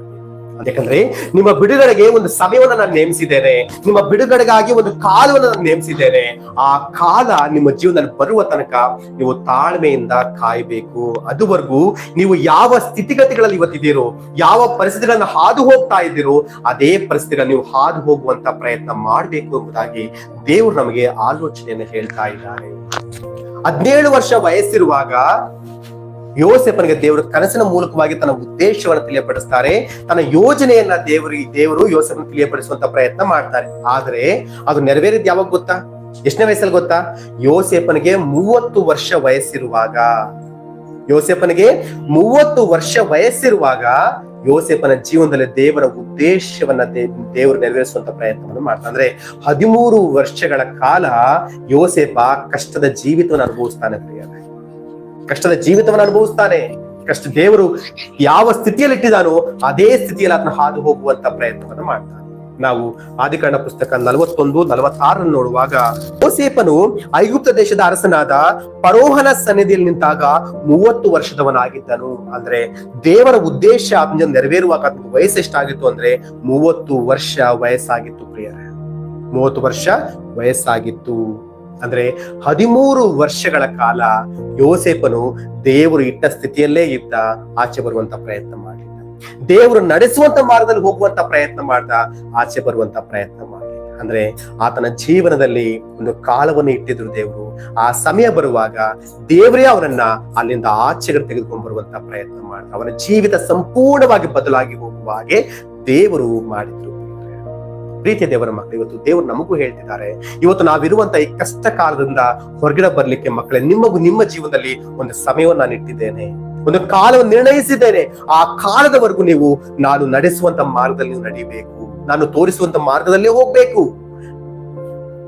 ನಾನು ನೇಮಿಸಿರುವ ಸಮಯ ಬರುವಾಗ ನಾನೇ ನಿಮ್ಮನ್ನ ಈ ಎಲ್ಲಾ ಕಷ್ಟ ಕಾಲದಿಂದ ಹೊರಗಡೆ ತೆಗೆದುಕೊಂಡು ಬರುವಂತ ಪ್ರಯತ್ನವನ್ನು ಮಾಡ್ತೇನೆ, ನಿಮ್ಮನ್ನ ಉನ್ನತವಾಗಿ ನಾನು ಆಶೀರ್ವದಿಸ್ತೇನೆ. ಆದರೆ ನಾನು ನೇಮಿಸಿರುವ ಕಾಲ ಬರುವ ತನಕ ನಾನು ನಿಮ್ಮನ್ನ ಎಂದಿಗೂ ಕೂಡ ಕೈ ಬಿಡುವುದಿಲ್ಲ. ನೀವು ನಿಮ್ಮ ಸ್ವಬುದ್ಧಿಯ ಮೇಲೆ ಆಧಾರಗೊಳ್ಳದೆ ನಿಮ್ಮ ಎಲ್ಲಾ ಸ್ಥಿತಿಗತಿಗಳಲ್ಲಿ ನನ್ನ ಚಿತ್ತಕ್ಕೆ ವಿಧೇಯರಾಗಿ ನೀವು ನಡೆಯುವಾಗ, ನಾನು ಇಟ್ಟ ಸ್ಥಿತಿಗಳಲ್ಲಿ ನೀವು ಇರುವಾಗ, ನನ್ನ ಸಮಯಕ್ಕಾಗಿ ನೀವು ಕಾಯುವಾಗ, ನಿಮ್ಮ ಜೀವಿತಗಳನ್ನ ನಾನು ಎಂದಿಗೂ ಕೂಡ ನಿಮ್ಮನ್ನು ಬಿಟ್ಟು ಹೋಗೋದಿಲ್ಲ, ನಿಮ್ಮನ್ನ ತೊರೆಯೋದಿಲ್ಲ. ಆದ್ರೆ ಇವತ್ತಿನ ಪರಿಸ್ಥಿತಿಗಳಲ್ಲಿ ನೀವು ಹಾದು ಹೋಗ್ಲೇಬೇಕು. ಮಕ್ಕಳೇ, ನಿಮ್ಮ ವಿಷಯವಾಗಿ ನನ್ನ ಆಲೋಚನೆ ಉನ್ನತವಾಗಿದೆ, ನಿಮ್ಮ ವಿಷಯವಾಗಿ ನನ್ನ ಉದ್ದೇಶ ಒಳ್ಳೇದಾಗಿದೆ ಮಕ್ಕಳೇ. ಹಾಗಾಗಿ ನಿಮಗೆ ಹೇಳ್ತಿರೋದು ಏನಂತ ಹೇಳಿದ್ರೆ, ನಾನು ಯಾವ ಸ್ಥಿತಿಯಲ್ಲಿ ನಿಮ್ಮನ್ನು ಇಟ್ಟಿದ್ದೀನೋ ಅದೇ ಸ್ಥಿತಿಯಲ್ಲಿ ನೀವು ಇರುವಂತ ಪ್ರಯತ್ನವನ್ನು ಮಾಡಿ. ಯಾವ ಮಾರ್ಗದಲ್ಲಿ ನಾನು ನಿಮ್ಮನ್ನು ನಡೆಸ್ತಾ ಇದ್ದೀನೋ ಅದೇ ಮಾರ್ಗದಲ್ಲಿ ಹಾದು ಹೋಗುವಂತ ಪ್ರಯತ್ನವನ್ನು ಮಾಡಿ. ನಾನು ನಿಮಗೆ ಬಿಡುಗಡೆ ಏರ್ಪಡಿಸಿರುವ ದಿನದವರೆಗೂ ಕೂಡ ನೀವು ತಾಳ್ಮೆಯಿಂದ ಕಾಯುವಂತ ಪ್ರಯತ್ನವನ್ನ ಮಾಡಿ ಎಂಬುದಾಗಿ ದೇವರು ನಮಗೆ ಮಾರ್ಗದರ್ಶನವನ್ನ ಮಾಡ್ತಾ ಇದ್ದಾರೆ. ಪ್ರೀತಿಯ ದೇವರ ಮಕ್ಕಳೇ, ದೇವರು ಮತ್ತೊಮ್ಮೆ ಹೇಳ್ತಿದ್ದಾರೆ, ಮಕ್ಕಳೇ, ನಿಮ್ಮ ವಿಷಯವಾದ ನನ್ನ ಆಲೋಚನೆಗಳು ಅದು ಕೆಟ್ಟ ಆಲೋಚನೆಗಳಲ್ಲ, ಒಳ್ಳೆ ಆಲೋಚನೆಗಳೇ ಎಂಬುದಾಗಿ, ಅದು ಒಳ್ಳೆ ಆಲೋಚನೆಗಳೆಂಬುದಾಗಿ ದೇವರು ಹೇಳ್ತಾ ಇದ್ದಾರೆ. ದೇವರು ನಮಗೆ ಸ್ತೋತ್ರ. ದೇವರಿ ಮಾತುಗಳನ್ನು ಆಶೀರ್ವಾದ ಮಾಡ್ಲಿ. ಇದುವರೆಗೂ ನಾವು ಏನೆಲ್ಲ ಕೇಳಿದ್ವೋ ಇವೆಲ್ಲವನ್ನು ಕೂಡ ನಮ್ಮ ಜೀವಿತದಲ್ಲಿ ಅಳವಡಿಸಿಕೊಂಡು ನಾವು ಮುಂದೆ ಹೋಗುವಂತ ಪ್ರಯತ್ನ ಮಾಡುವುದಾದ್ರೆ ದೇವರು ಖಂಡಿತವಾಗ್ಲೂ ನಮ್ಮನ್ನ ಆಶೀರ್ವದಿಸ್ತಾರೆ.